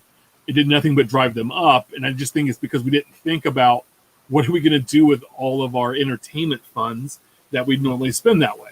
Well, and a lot of jobs became, I mean, we literally learned not just how many meetings can be emails. We learned that how many jobs can be done remotely and done well and successfully. This is my new office. This is where I work now. Yeah. I mean, I could do my job from home 100% of the time. I'd have to bring a little bit more computer home type stuff home. But when we look at it, we're not spending as much money on daycare. We're not spending as much money on gas, just the simple stuff, the basics, before we get to all of the disposable income stuff, like you mentioned, bars and concerts and other things along those lines, movies. There's a lot of money to funnel into other things. And I think one thing that's going to start to hurt is a lot of people that are on unemployment and all of these additional benefits also might have their rent payments delayed. And some of these items are going to end up, if you filed with your mortgage company or something to delay your payments, some people are going to get hit with some large bills at some point in the future within the next, 3 to 6 months, and it's not going to be pretty. How many people in the hobby are going to be affected by those types of things? I don't know, but I'm getting ready to. I sold some baseball cards. I've been selling basketball like there's no tomorrow since the end. Basically New Year's Eve, I started selling some basketball cards off that I just had in boxes, and I've done relatively well with that. And so I started selling baseball on Sunday. Did pretty good, and I decided that I'm going to go through and really decide what I want to keep that I cannot part with, and everything else is going to go into my eBay store. And the reason being is that now, we had inauguration day today, and Biden's big plan is to send everybody another $1,600, hopefully soon. And if that does happen, who knows what happens? And so I want to be able to be there. Hey, come see me. let's get stimulized together. You know, let's hang out and have you spend some of that money over here. And so, and because my feeling is that in a few years, I've kept a list of some of the stuff I sold that I was kind of on the fence of. I'm going to be able to go and buy that back for the same price I sold it for, or less, possibly, and then retain the card, go back and get it again. Assuming you want it. Assuming you want it. Assuming I want it, yeah. Right. And so, like when Uncle Rich told Ben, go ahead and sell all of your '87 Maguires when they were going for $5 a piece, and then go back and buy them all again for $1 in 2 months. You know, you could have made. You could have. I mean, it's all out there in the ether, but you had the opportunity maybe to make a few bucks. Dub in the chat here. Somebody posted today that a Fanatics employee offered them a deal on some exclusive sets. So, hey, I guess if you know the right people. A lot of shenanigans in the hobby right now, and that's. I still wish my buddy was a security guard at Target, and I'd have him hook me up. You know. Yeah, there's a lot going on, and I think that if another stimulus does hit at a larger monetary amount for those of us here in the U.S. There's going to be more money funneled in, and I think that more people are comfortable with their financial situation, for better or worse. We didn't know what was going on back in March or April. You know, how we all thought we were going to be back at work in 6 weeks, and here it is a year later. And I think most people are at least comfortable with knowing what they have or what they don't have. So if you get a $1,400 second or third stimulus, however you want to say it, you know whether or not you need to use that for personal stuff or whether or not that's disposable income that you can play with. I'm hoping it does, because we're remodeling some stuff in the house, the kitchen, bathrooms, and other things. And so I'm hoping that does come around, because then I can tell my wife, like, yeah, let's get that ice maker that makes ice like the restaurants that I want. That's a couple grand. Like, hey. If you need, I second that. So she's listening. Right? She goes, well, we can get that in the next place. And I told her, I said, well, it is what it is. I had somebody text me today that want to make an offer on my house, and I said, yeah, I want $700,000 for it. So I don't know. I will go to a coffee shop just because they have that ice that tastes so much better. And Heather tells me all the time, she goes, are you seriously that big of a coffee snob that you'll go to this one versus that because of the ice? And I'm like, ice snob. I used to own a coffee shop. So I start to, and she goes, you know what, before you go any further, I'm sorry I asked. I don't want this argument. I don't want this discussion. I don't want this lecture. We'll just go get your latte over there. So, yeah, I endorse that. I think you should get that machine because it's kind of a big deal. Plug it. What's the shop? Good. What's the shop? What? No, well, it used to be called It's a Grind. It's now Life's a Grind. It's a national chain, so they've kind of become independent, so they're a one-off. But I don't know who I love more. I don't know if it's the person that created the air conditioner or the modern-day ice cube, because those two things mean so much to me, more so than my Maguire collection or the 85 versus 87 debate. You just need the air conditioning to keep it cold. What's up, Steph? No, I was going to tag in that, it's not coffee per se, but I've definitely gone to certain restaurants just because of their mix of diet soda. McDonald's tastes sweeter than most. Whataburger, I like the ice over Chick-fil-A's, so I get it. Oh, yeah. Yeah, my buddy is all about, like, Mountain Dew. And he's, he like 7, like AM PM out here. He goes there versus like a 7-Eleven because the mix is not right at 7-Eleven. He's like this, anyway. Carbonation's off. Yeah. There is a new return policy on eBay. Ben sent this to us. I guess it was an email. As of January 11th of 2021, listings in the sports trading card, collectible card games, and non-sport trading card categories are no longer required to offer remorse returns to qualify for the top-rated seller, top-rated plus 10% final value fee discount. While your listings may qualify for the top-rated plus rating and discount at this time, the top-rated plus seal will not apply to listings in the search results. To qualify for the badge, you're required to offer at least a 30-day return. Bear in mind that purchases in this category still qualify for the eBay money-back guarantee. This means you may still receive, and we may ask you to resolve return requests for items that arrive damaged, missing parts, or pieces, or otherwise arrive at your customers not as described in your listing. And then there's learn more about this process. I don't know what you kind of had some thoughts on this, Ben. I figured I'd let you run with this. Yeah, it's the first step. It's a delicate blend of how you can protect the buyer and the seller simultaneously. And there's no right or wrong. I was actually explaining to my dad beforehand, if you did away with returns altogether and did not protect the buyer from the ability to return an item, you open up the scamming to flip over to the sellers, where they could literally send you something with a tracking number and it not be the item you bought, and now they've basically got your money.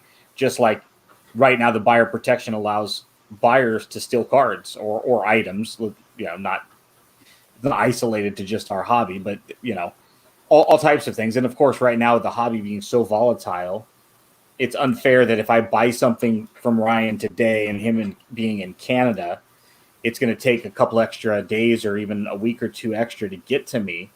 That 3-week, 4-week window is the difference between this card being valued at X and now being valued at Y. If Y is more than X, obviously I'm okay with that and I'm happy with that. But if it's smaller, that's not Ryan's fault that I should now go back to him and say, hey, I want my money back because this card isn't worth what I paid for it. That's on me. What I paid for it. But eBay literally opens up that door, and they open it up wide, and they welcome people in. Hey, come on in. Everybody's welcome. You can return it for whatever reason you want under the sun. So really what's now is what happens after this. What's your next policy to help try to balance that buyer and seller protection so it's more equitable at the very least? It's never going to be perfect because there's so much liability on this side or that side, and a scammer is going to benefit from whatever loophole you open and allow them to exploit. Ryan had some fun on eBay this last week, huh? Something about there was a buy it now that changed, and oh yeah, that was when I was looking at the Jordan. I put an offer on one, and he was asking. It was about the price of a box of 2021 Donruss basketball. We all like to get deals that had a best offer. So especially being Canadian, because we have the exchange rate as well. So it's like an extra 25%. I think I asked for like $80 off, which worked out to about 5%, or not a lot. And that was right before bed. I got up and it was still sitting there. And then later the item had ended. They didn't sell it. It was closed. And the price that was showing originally, it was like $1,300. It was $12.99, I think. Now it was $14.99 and ended, which I don't know. It looked shady to me. It's his. In my opinion, I probably, if he declined the offer, I would have bought it for the original price. But it just kind of looked like, oh, someone wants this. It's the Joel. How do you say his name? Joel Ship Show on ComC, where you make him an offer and then he raises the price. And I was Joel Ship Show. Is basically what I was saying in my head. And Joel's Hit Show.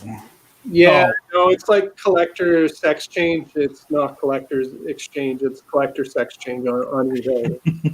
You got to watch where your capitals are, and if you don't, I'm gonna go with the 12-year-old boy way of getting something. So, but whatever, it worked out okay in the end.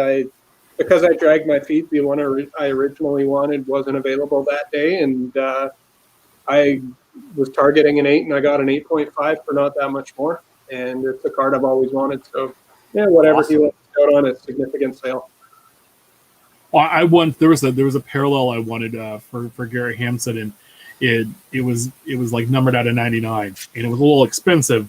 And I found one numbered out of 50 that was less, and so I went and bought it. And I already had the card, but I went and spent the money. So I went back and said, "Hey, look, there's a most recent sale on one numbered out of 50 that sold for half of what you're asking for out of 99. I think this is a fair price for it." And so then he ended up selling it below what I bought the one out of 90. So I had to spend a little bit more money, but I was able to work the price down where I felt good on the card. And sometimes it's you got to play a little bit, but yeah, that's fun. Sometimes you got to show a little bit more leg than you want. Yeah, that as an eBay seller, that's kind of track. Like, hey, someone wants my card. Am my price too low? And it's like, there's some stuff I have in my store that I forgot, and the price has gone up on it, and it's sold, and I was like, I missed. But it was there. As a seller, you honor that. If you don't think to change it, you honor that, and that's just the noble thing to do. And it's going to come back around. Yeah. So, do we have like 2 minutes to kind of go off on a one-off with this? No. Real quick. There was a guy who I follow on Twitter who a while back we had mentioned him wanting me to help him sell his buddy's McGuire collection or possibly buy it. He had posed a question that I thought was really interesting, which is if you have no money into a card, more or less, and so in other words, it's mostly going to be profit, if not entirely profit, and you get a really solid offer of 4x, 5x, and you think there's some more meat on the bone, are you okay declining it, knowing that there's a good chance you'll make some more money, or do you take that offer because, again, you don't have very much, if anything, vested in this? So, again, it's all profit. At what point do you kind of toe that line of a bird in the hand is worth more than two in a bush? $1 today I can make work for me on even in the face of $2 tomorrow, because tomorrow's not guaranteed any more than that $2 is, right? But 4x on a $400 card is a lot different than 4x against a $2 card, right? I might be able to get 5x. Well, that 5x is worth $2 in one hand and it's worth $400 in the other. So, the way I look at it is you price something at a fair market worth at the time you list it. And if it sells, you've got to be comfortable with that. And we all may have a different definition of what a fair market worth is, how we use comps to our advantage, how we analyze comps. But once it sells, you can't look back. No, you move on. You got to move on. And if you think you can make a little bit more money and then that's your motivation, hey, who's to fault you for wanting to sit on it a little while longer? But at some point you do become an online museum. At some point you have to either sell it or, keep it. Hey, those look kind of nice. They do. I wish I had those. No, I love helping out friends. No, and so it's the thing is like, if someone offers me a deal and it's somewhere close to what I'm going to take, it's like, yeah, dude, take it, because guess what? Somebody else might not come around to get that. Like, if it's a random guy too, like there's a guy Beatty that plays for the Dodgers. I had like a black parallel numbered out of 69 for him, and the guy offered me about 60% of what I was asking. I was like, accept it. I mean, the card's been in there for over a year. It's like, yeah, why not take the money and go and use that towards something else and whatever. Let's get into it. Our AT&T Topps Madness, 60 years of designs, all seeded 1 through 16. This week we kick off the first round this morning. The play-in winners, we had 2005 beat 2003, and they're going to get to play the number one overall seed, 1987. 04 beat 99, so they get to play 1991. 2000 beat 96, so they get to play 64. And then 97 beat 02, which 02 is the ugliest design ever. They get to play 95, or I'm sorry, they get to play 65. Remember, this is going to be 7 weeks long. It's Wednesday through Tuesday. It's sponsored by UDog Collectibles. They offer a wide variety of break options that won't break the bank. Remember, always bet on the underdog. So, yeah, we have. There was only really one close one. Most of the higher seeds are, the seeds that should win are winning. But I noticed, I scrolled over to the Cy Burger bracket. And I was looking at the 6-11 matchup there. That's 1967 versus 1957. 67's up 19-15. And Steph loves 57, and the three of us think 57 is garbage. Well, you're wrong, but and look at that, 73 and 76 or 17-17. I like seeing that. But most of them are blowouts. There's all the number one seeds have been voted against in some cases. So listen, if one of the cards starts with a 1 and one of the cards starts with a 2 and you vote for the one that starts with a 2, you're automatically wrong. Well, there hasn't been a 2 seed versus a 6-15 seed. No. Sorry, let me rephrase that then. Oh, the years. The year. If it starts with anything from 1999 before is up against anything from 2000 after, I just can't see anything after 2000. I mean, there hasn't been a real solid design, in my opinion, since, 1992? 2015, 2011, 2013. 15 was different. I'll give you credit. 15 was different. 15 and 11 is pretty good. I liked 11. I would listen to an argument that like 15 versus 93 through 99. You can make a good argument. I'd listen to that one. I think that whole decade, the decade we're coming off of, there wasn't a lot of creativity. The worst decade is 2000 through 09. And the next one would be 10 through 19, right? No. I mean, at least in 2009, I like 07 and 70s, baby. I like if you think of the decade as a whole, the 70s might be worse than 10 through 19. You're as wrong. a whole. We're taking applications for new show hosts. You know, you can't look at it as pieces. Now, don't get me wrong. There are some 70 sets I love. I love 72. I love 75. But if you look at 77, 78, 79, 78's grown on me over the years, but I think as a whole, 76 through 79 is kind of a weak 4-year window. There's a debate to be had. You know, that's the thing. And I just like, I feel bad. I would like to talk to the people that were designing the cards in 2000 to 2009 and just go like, hey, what was the process like? Like I did was a collecting man, and looking back, it's like the way you are. I want to ask what they were thinking. Like, yeah. I get they try to go away from white borders that decade, it seemed like, but it was like they chose like the oddest colors to pick. You know, like that mustard goldish yellow that looks like baby baby poop, and then the green, and then the blue, and it was like I like 02. I like 02. Not love, I like. Is it a bottom 20 set of all time? Yeah, it is. And then you have like you have 99 and 2000. I mean, it's 98 to 99. It's even there are a lot of similar. Yeah, that's what it was. 98 and 99. They're almost like indistinguishable if you kind of look at them quickly. And then 90 and then 2000, it's the same, but now it has a silver border instead. So, you know, there's some good battles. I mean, we've had over 1,300 votes in this thing. There's right now there's a 12 beating a 5. We have 77 beating 66. So you always look at those 12-5 matchups. Someone's going to sneak in there. Well, 66 is a lot like 88.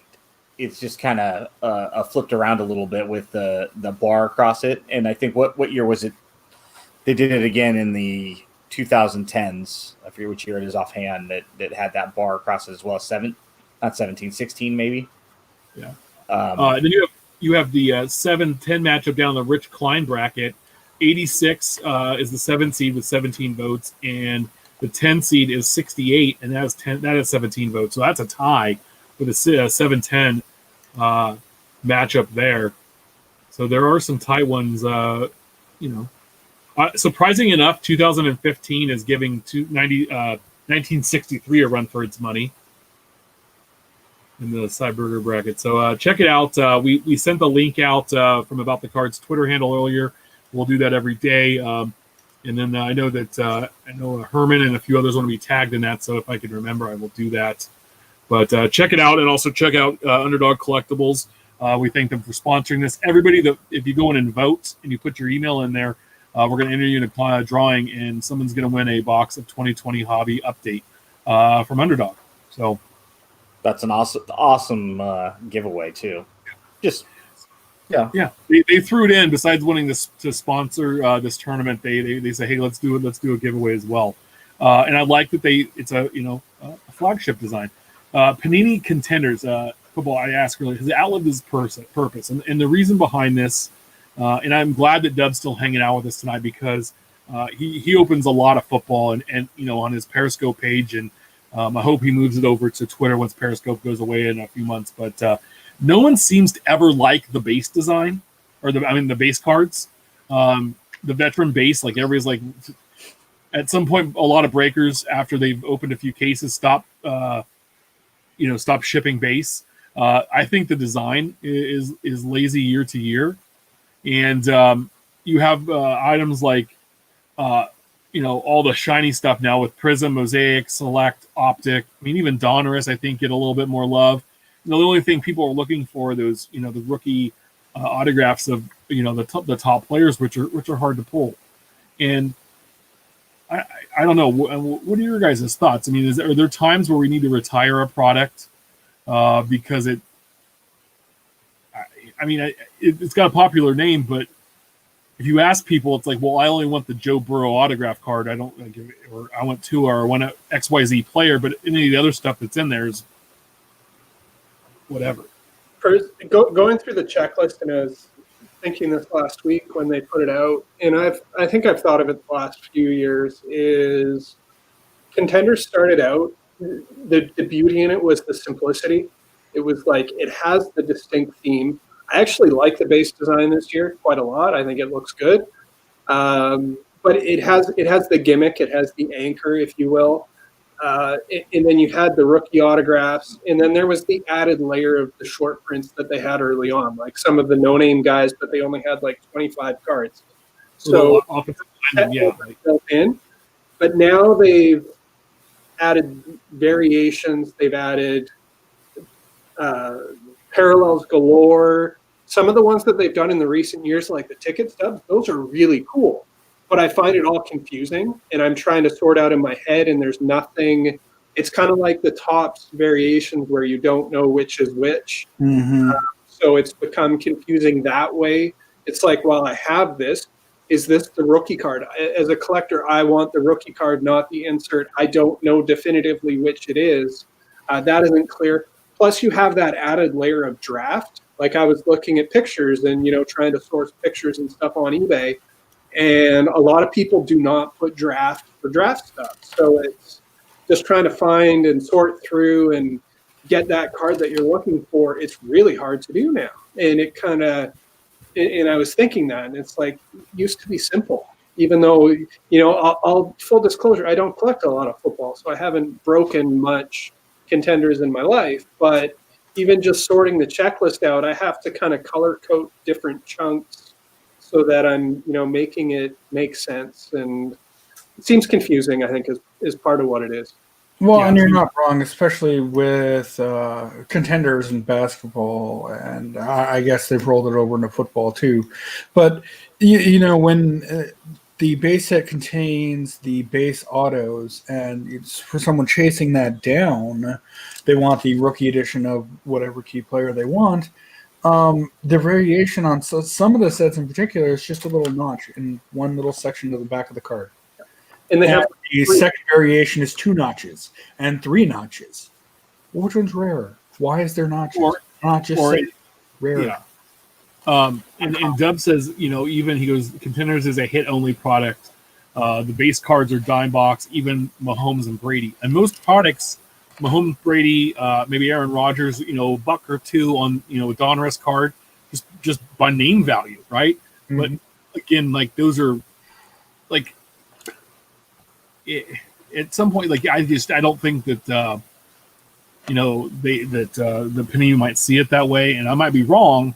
But just from what I'm hearing from breakers who open case after case of this and watching the breaks and what they have to say, watching football collectors talk about it, seeing guys open boxes at the hobby, at the LCS, and just taking the 6 autographs from the box and walking away with and seeing everything else, and you look through it and it's like, yeah, why? I don't know. So it's a product, I think, that maybe if it stopped for a few years and had it some time off and came back, kind of like what Chevy did with the Camaro, right? They took off a handful of years and then brought it back, and there was a big demand, but it got retooled and I don't know. Could that be done now though? Because now you've got three whole releases that are anchored around that one brand. Yeah, see, that's what happens when you start to like kind of bastardize a brand, where it's like, well, just hit. I feel like it's multiplicity, right? The first one's you keep multiplying them, and then as you go, like, it gets like a little less exciting or a little less smart, or because you have the draft, and then you have the optic version. And in the YouTube chat, we're talking about the bastardization of heritage and archives, and you've got flagship doing 83, now 84, 85. This year will be 86 Topps insert. Archives is doing 4 designs a year. Now Heritage is in the early 70s. I mean, at what point do you look at, we're getting the same designs, not just in 1 or 2 products, but in everything. It's just all watering down everything. Put Contenders, put it in Chronicles. Why not? There's 4,000 sets in that anyway. There's a lot in Chronicles already. Just keep shoving it in there like a suitcase that you're packing to go on a vacation with. You could even sell it like a rap song where it's like, so and so featuring so and so. It could be 2021 Chronicles featuring Contenders. Yeah. Or what if we, push the online a little bit? What if it became under the maybe not the instant umbrella, but you only sell it through the online, through a Dutch auction, if you will, or an on-demand thing, and just let people, I don't know, or put it in like hedge fund. So our buddy Brian Gray at Leaf CEO tweeted, "I've been thinking about launching a card investment fund managed by myself with my best ideas. Anyone think there's a demand?" Ben went at him and said no, and then he goes, "I know you don't think cards are an investment, but I was told today by a little bird there might be a hedge fund who has recently bought $200 million in cards, and I'm working to confirm this, but you are the one of the few who doesn't believe." And by the way, that got deleted. Oh, did it? Did it? Yeah. I'd really like to know. I don't know. I get that this is what Brian does for a living. It's his business. He's the CEO of Leaf, regardless of how you view Leaf as a little brother or the outsider looking in. I get that, but yeah, at some point you have to look at things. If cards are just cardboard, and yes, I understand they've got value and we pay for them, and that's that, and they appreciate and depreciate by the minute, not even by the hour or by the day. But if the hedge fund is out there, anybody that's serious on Wall Street would not be involved in this. So I'd be very curious to know what hedge fund is involved in this, and if they really are that deep into it, because it's a lot of money. My buddy, I can't see that. My buddy works for a hedge fund, and I sent him this, and he just sent back like the text with the just like he was not amused, and I was like, yeah, because he's been doing that since we graduated college. I mean, he's been doing that since like 03. So, he's on 18 years of 17, whatever it is, 17 years of doing that. So I can't see. It's just like when we get into the semantics of investing versus not investing. And I said, go to a financial planner who's worth their weight, who's fully licensed, who's a portfolio manager, and say, hey, I've got this Mark McGuire binder, and I'd like to add this to my portfolio alongside my Amazon and Apple stock. And he will laugh at me if he's or she, if they're worth their weight. I mean, you can look at it somewhat as a subsidiary of a commodity thing, because inside the people that are in this, it would have some value. But again, it's not like all this it's hard to compound. And the thing is like, I think the best word for this is speculate, because at the end of the day, people are buying a card at $1, hoping that's going to be worth $5. It's not investing. It's arbitrage. It's arbitrage. That's all it is. Yeah. And that's fine. Like, and then you're able to take those $4 profits and put it into something else and have fun with it, whatever it might be. So, and don't get any of us wrong. I even said that to Brian. Of course, you can make money, and in a lot of cases, you can make lots of money. That's what arbitrage is. You're literally. If you wanted to make money in the card hobby right now and invest money into it, you need to invest it into a company that makes cards and come up with some really creative ideas of how then to make those said cards. Therefore, you would make some money. And I think that I mean, if you really were serious, if you were a hedge fund and you had that kind of cash, wouldn't you call somebody up and say, like, let's be wild about this. Let's make something happen. Let's see what we can go do. and plug some money into a company to help. And you know what the irony of this whole discussion is, who I would target if it was up to me, if I had this kind of, stupid money. I'd be having Brian Gray on the phone, and because he's the fourth. And I think that if you could throw some stupid money at him and take that Leaf product, I think you could get in. Yeah, you don't have an exclusive license, but I think there's a lot of avenues to kind of scroll your way in here or there and gain market share. I think you could buy market share in this hobby right now. I really do, and I think that'd be a great opportunity. If I had $200 million as a hedge fund, that's where I would direct it, as opposed to buying Vladimir Guerrero and Jason Dominguez singles on the secondary market. I've been buying some Vladimir Guerrero, and I'm going to talk about that in a minute. But do you have $1,200? Because if you have $1,200, I can get you a box of 2021 Donruss basketball. Our buddy at Run Good Life, James Good, Big Game James, he's going to be on the show in a couple of weeks. And he said, hey, at Blowout Cards, just curious what your distributor price is on 2021 Donruss NBA. Seems like you guys are getting a bad deal if you have to offer it at $1,200 a box to your customers. Blowout responded with a tweet, we don't share distributor pricing. We can share that the amount of product we are able to obtain prior to release on most, if not all, sports products is much less than has been in prior years. Demand is exceptionally greater and continues to increase. Now, taking this and what we know from Brent and Becca, we talked to Brent Williams, who spent tons of money with, again, he does baseball, so he's working primarily with buying baseball cards, but with his distributor, he spends, he was, in the high six figures on, I guess buying cards, and he was told that $1 million, if he spends $1 million, isn't even in the top 50 of spend a year. You're telling me that with a distributor, Blowout's not spending more than $1 million on product to get product? That's low. So, but real quick, so I went to my distributor, who doesn't give me anything anymore, no matter how many I put. I could put a mazillion in, and I wouldn't get a box because I just got shut out on Series 2 flagship, which before I was getting cases or at least a few boxes, and now zero. The distributor price, and this was shared by somebody else as well, $82.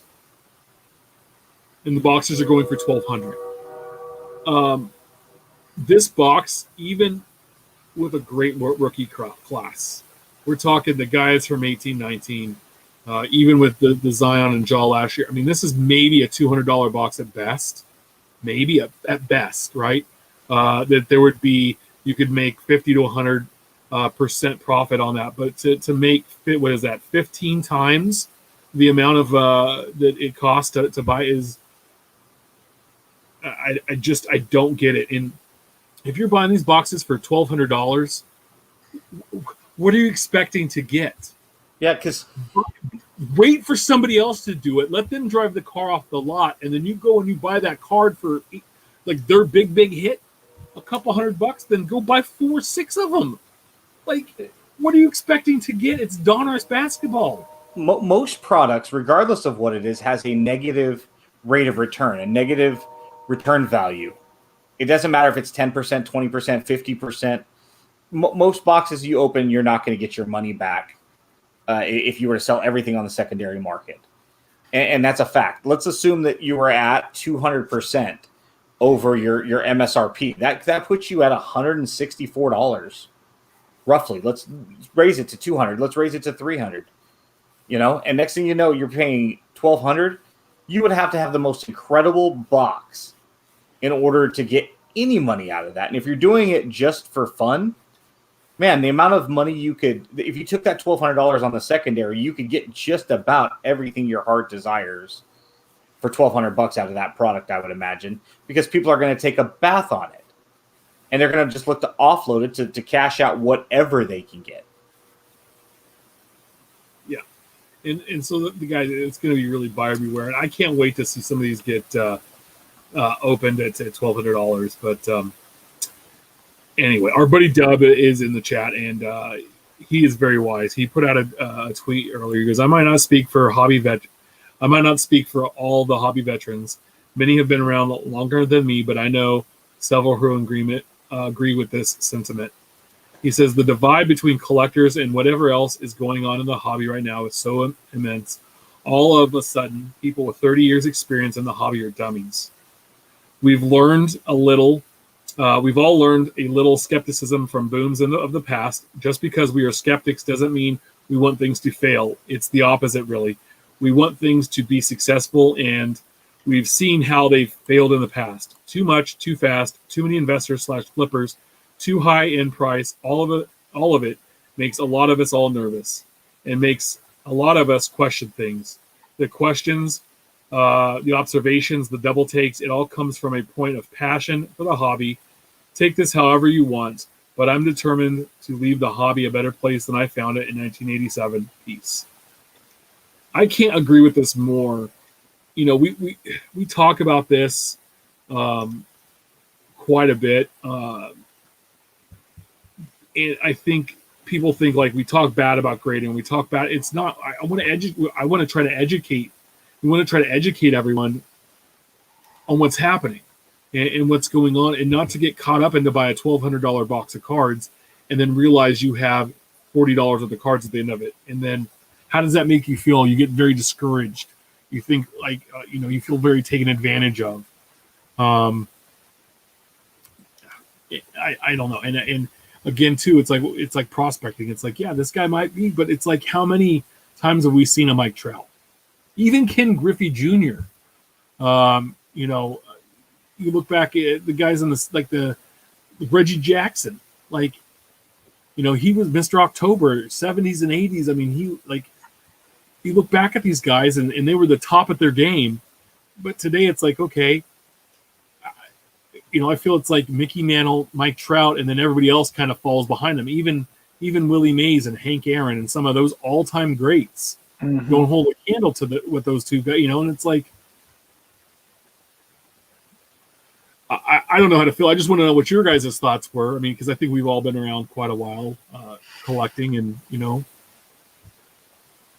Yeah, I'll go. I'll try and I've been thinking about it a lot. Because normally I'm always like, just whatever the market is, that's what it should be. And if I'm priced out, I'm actually pretty cool with that. Like whatever, I'll move on. The whole retail, I can't find it anywhere. I don't whine about it. I don't get mad about it. It's like someone got to the store before me. I didn't necessarily need it. But for me, the danger in this Donruss situation is it's what it is out of the gate. The market did not determine that Donruss needs to be $1,200. The last couple of years, apparently that's what the price is now. Let's look at the rookie classes of the last 2 years. This year, maybe it will. I don't know what's going to happen over time.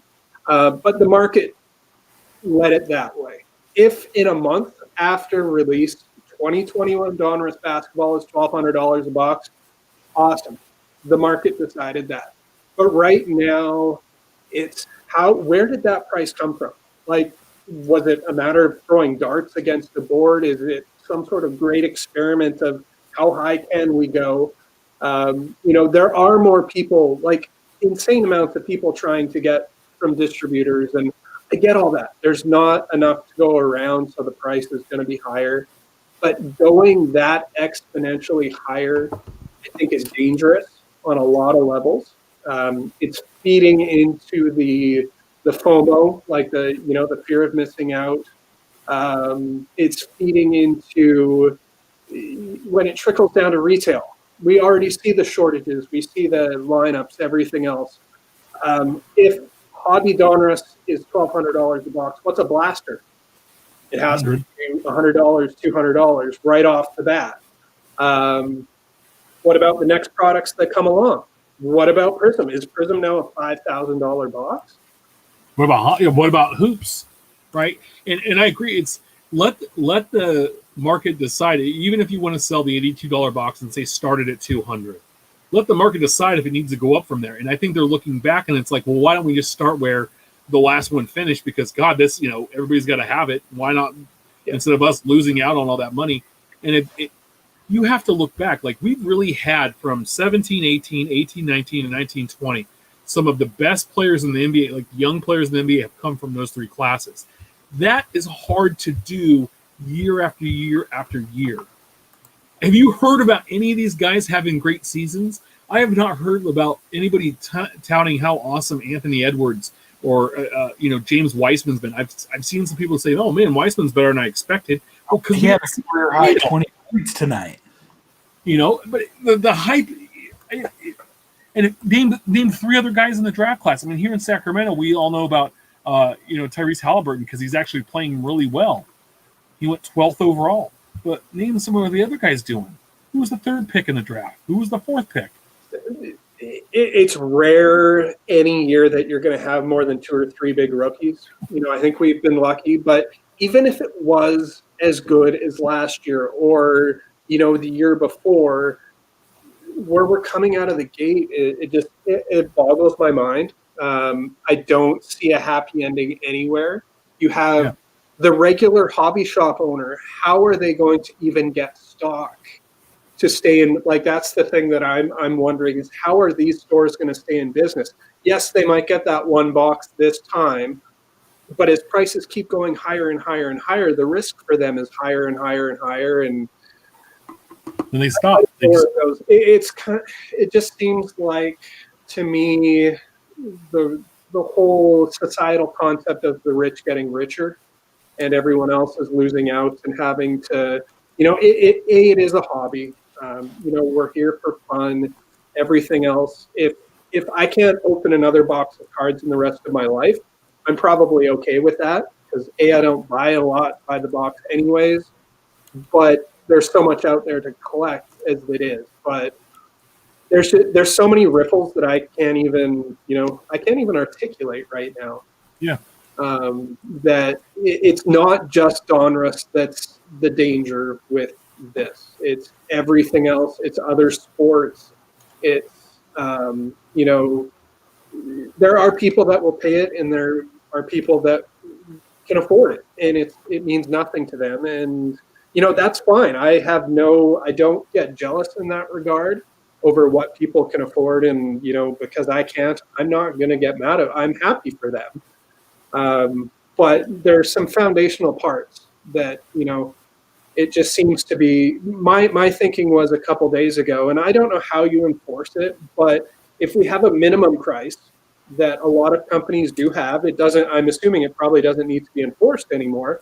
But I know when I first started working full-time writing, there were a lot of products that came out that dropped really quickly.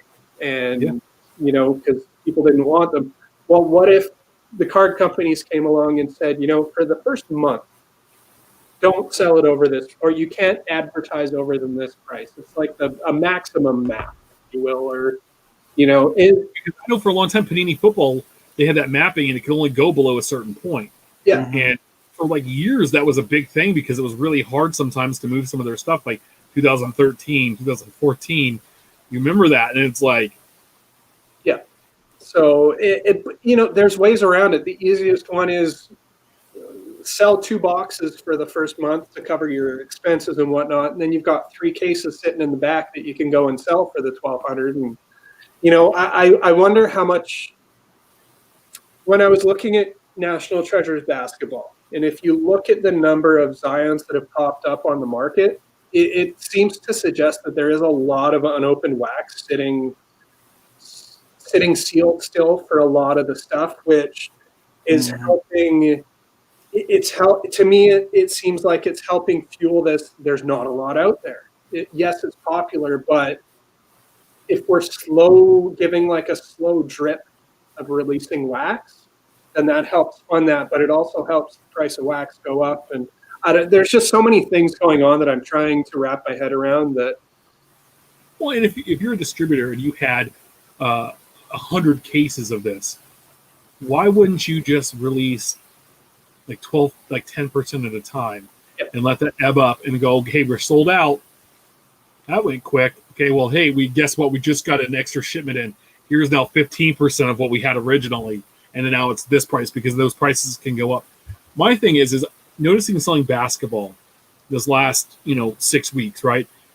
There have been, or last 4 weeks, there have been guys. So multiple, like I'm talking in the last couple of draft classes, 5, 6, 7 guys in each class that are selling for like crazy prices, and that's why I've moved them, because I know at the end of the day, historically looking back, at best you might have 3 to 4 like Hall of Fame top end players come from one draft, and that's rare.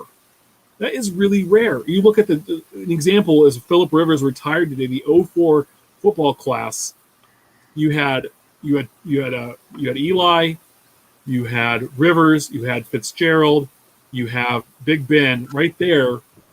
Those guys are probably all Hall of Famers, if not real. I mean, on Rivers' case, he's real close, right? You remember back the '89 football draft where you had Aikman. Well, Mandrich didn't make it, but then you had Barry Sanders, Derek Thomas, and Deion Sanders.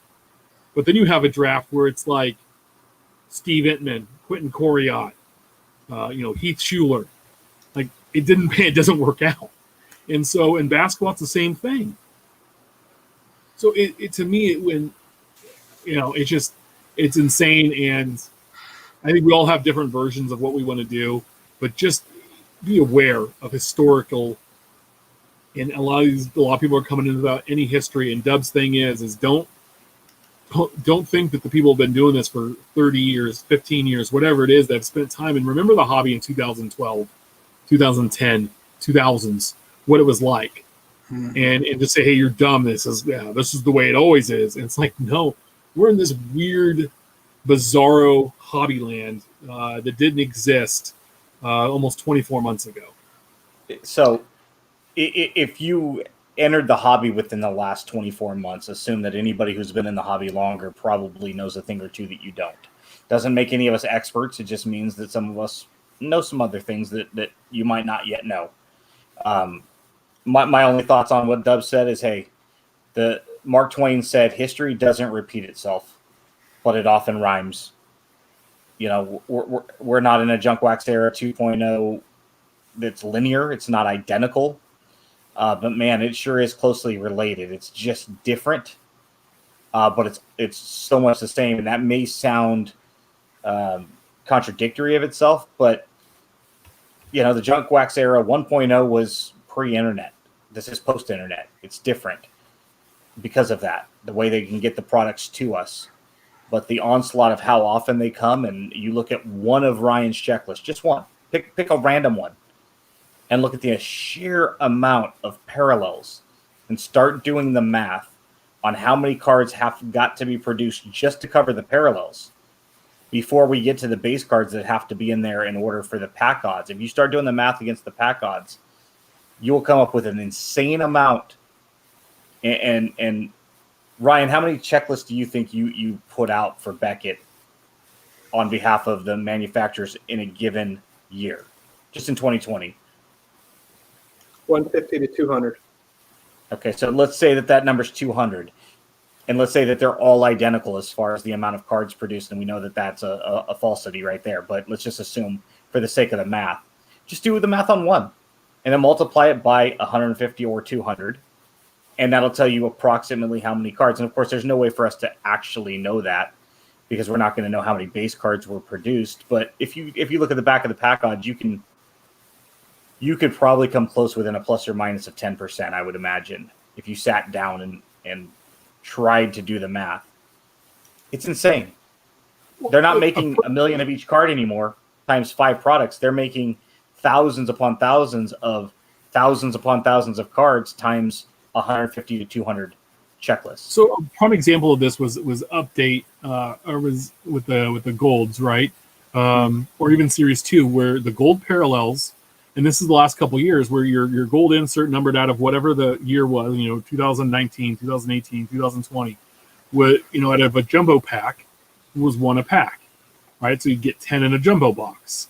And in the last few years it went to 5, and then now it was like 3 or 2 or whatever it is, but it's still, the set size is still the same. Okay, so the set size is still the same. They're adding an additional card every year because the year grows. Okay, But now it's way harder to pull that card. So what does that tell you about just the base cards in general? Mm-hmm. To cover just that on the biggest numbered parallel that they're going to have. There has to be more product being made to cover that number, right? So you don't even have to do the math. You just have to understand how simple math works to where you start to process it a little bit and you go, I don't want to go any further than this. I can understand that they're making a lot. And that a lot is millions of cards. They're still producing the same amount, if not more. They're just diversifying and creating artificial scarcity in artificial markets and on demand and limited print runs and all of these different things that are all playing into what we currently see. It's different, but at the same time, how much different is it? It's just a different shade of lipstick is all it is versus now versus then. And it really is interesting when you compare it 30-year difference, 87 to 17, 90 to 20, what we presume 2023 is going to be versus 93. It's so I loved what Mike Summer said today. He goes, I keep buying collections and stocking and making money off these collections he's buying from people. And he says he's stockpiling for when this bursts. He goes, it might not be 2022. It might not be 2023. Went on, hey, maybe it's 2026, right? But at some point in time, people are going to look to dump and move away from this stuff. And that's, again, and I've said this for a long time, that's where the long-term slow and steady wins the race. We're going to be able to swoop in and pick this stuff up. My friend Brian, I don't know if he's still watching tonight, but I was showing him some of the basketball and baseball cards I've picked up. And I said, yeah, I bought this 2 years ago for $5, and now the card's $300 because of how crazy the market is. But it was $5 all day long for like a couple, like 6, 8, 10 months. And all of a sudden now, the guy has a little bit of going on, and now it's a $300 card. It's like, I stockpiled it because I thought, well, he's a good player, and $5 for a rookie card is not a bad deal. You know? One thing that I'd like to see, and I saw it in chat a bit, that they'd like to see the producers limit how much the individual stores release. I'd like to see how much the leagues, the regulations they put in place for the producers. Because, okay, so for example, these 3 boxes, they're what, $19.99 each? Yeah. If you can find them at retail. Okay. There's no way that's $120 a product. I'm sorry. Not even if those are the top auto parallel relic cards that we all know aren't in those 3 boxes. No offense to the seller, but when everyone can snap up all the boxes and say, hey, this is all that the producer produced, and this is all that's going to be produced, not every product is worth that. I mean, we're going to see Big League sell for $40 a box. Why? Mm-hmm. Why? Hey, Steph, Why? we bought the holiday sets for $17 complete. The $40. I just looked to see if we can find one. Here, $44. Some of them are going for anyway, and if you look at the shipping, they're charging like $15 to ship it too. So, yeah, that was a steal. But we'll see. It's something we need. We're over 2 hours and almost 20 minutes here. So, Ryan, any final thoughts before we head out tonight? But I really appreciate you hanging out with us and gracing us with your presence. Always. Any most favorite article you've written in the past month? Go. I don't know. I always go back to my 1992 fashion one from like 5 years ago. That's my favorite. Just go click them. Whatever article he writes, go and click it. We're going to do a couple of rapid fire questions real quick. Yeah. Sure. All right. 5 seconds apiece on your answers. Star Wars or Star Trek? Star Wars. Skeletor or Shredder? Skeletor. Shredder. Yeah. Skeletor. Michelangelo, Leonardo, Donatello, or Raphael? I missed Ninja Turtles by 2 years. Oh, man. The guy with the orange headband that eats pizza. I think that's Michelangelo. Correct. Street Fighter or Mortal Kombat? Street Fighter 2. Super Nintendo or Sega Genesis? Well, I had a Super Nintendo, and the rich kids had the Genesis, so I'll say Super Nintendo. Full House or Boy Meets World? Full House. Although if Topanga was on Full House, that would be even better. Oh, hold on. I have one. Kelly Kapowski or Topanga? Kelly Kapowski. All right, 2 more. Scott Baio, Charles in Charge, or Scott Baio, Joni Loves Chachi? No Charles in Charge. Okay, and then the last one. Scott Best. Baio. No Scott Baio, although I did watch Charles in Charge a lot. And if you look up the nerdy sister, I actually noticed she was in Donruss Americana. I was going through my cards, and She was, yeah. she doesn't look nerdy anymore. No, the first family, though, season 1 was much better than the rest of the series when they changed over the It's been a kids. long time. It's been a long time. Best 80s Tanner family, Full House or Alf? Well, we'll go Alf.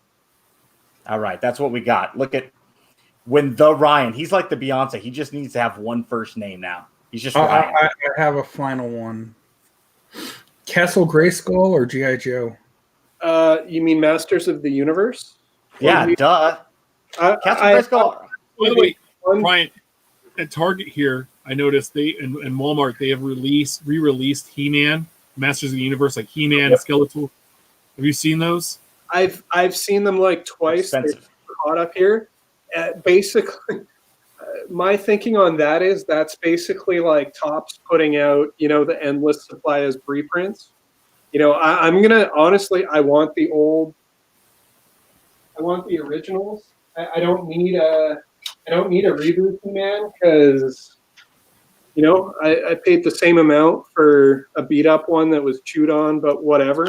I don't care. I'm good. I'm set. I still I lost my Moss Man somewhere when I was a kid. He smelled and felt like amazing. Like that.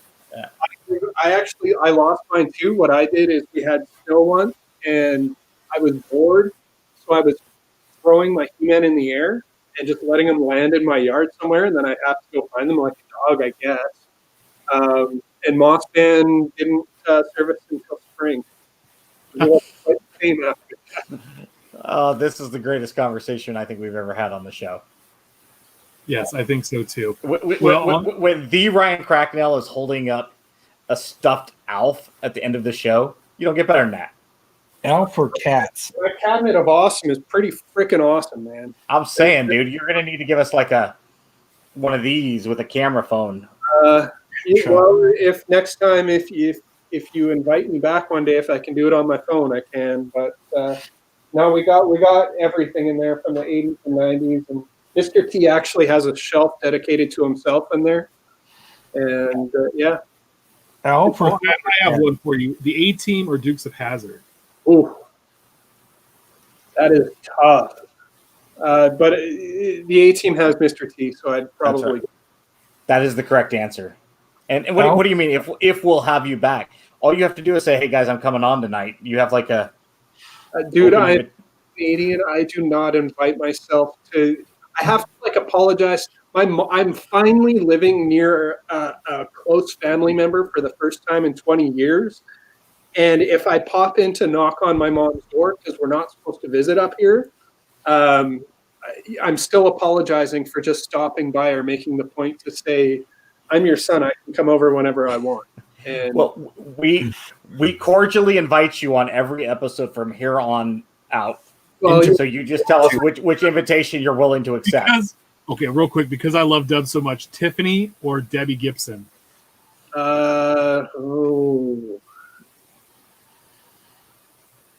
Music, Debbie Gibson.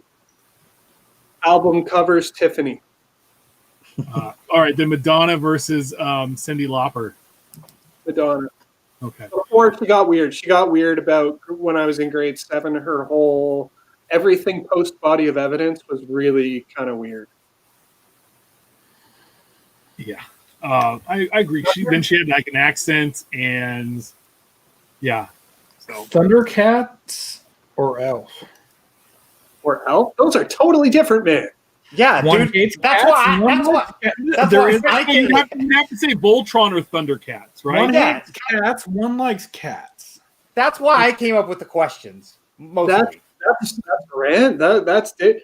Alf is a show. I don't know where you guys have it streaming. The first episode sucks. Like it really, truly sucks. Took a It couple got episodes. A little bit better. I still can't sit down and watch it like a lot, but our Amazon up here, we just started streaming the cartoon. Now it has a theme song, the "Oh Gordon." Oh, I don't know if you know the Alf cartoon, but obviously I watched it. I hated it as a kid, but that stupid song has been stuck in my head for 30 years. So I can actually like watch it now and learn the lyrics. And We all know that Ryan is the biggest Robin Sparkles fan ever. no, she's just like our Canadian heritage. And for all of you that don't know who Robin Sparkles is, it was Robin Shabansky from How I Met Your Mother. Really, it's just Alanis Morissette. Yeah. But All right. Remember, we're live every Wednesday night, 8 p.m. Pacific on YouTube. Make sure to subscribe and review our show on all platforms. Check out Underdog Collectibles at UDog Collect. Follow us on Twitter at About the Cards. Follow Ryan at Trader Cracks. And if you're not following Ryan, then why are you even bothering watching our show? Follow Ben at Our Trading Cards. Follow Steph at JunkWax Twins. You always follow me at Big Chef 79. Please share your hobby stories, great polls. Send your questions our way. Keep collecting. We'll talk to you next week with Blake Jameison and Chris Torres. See you then.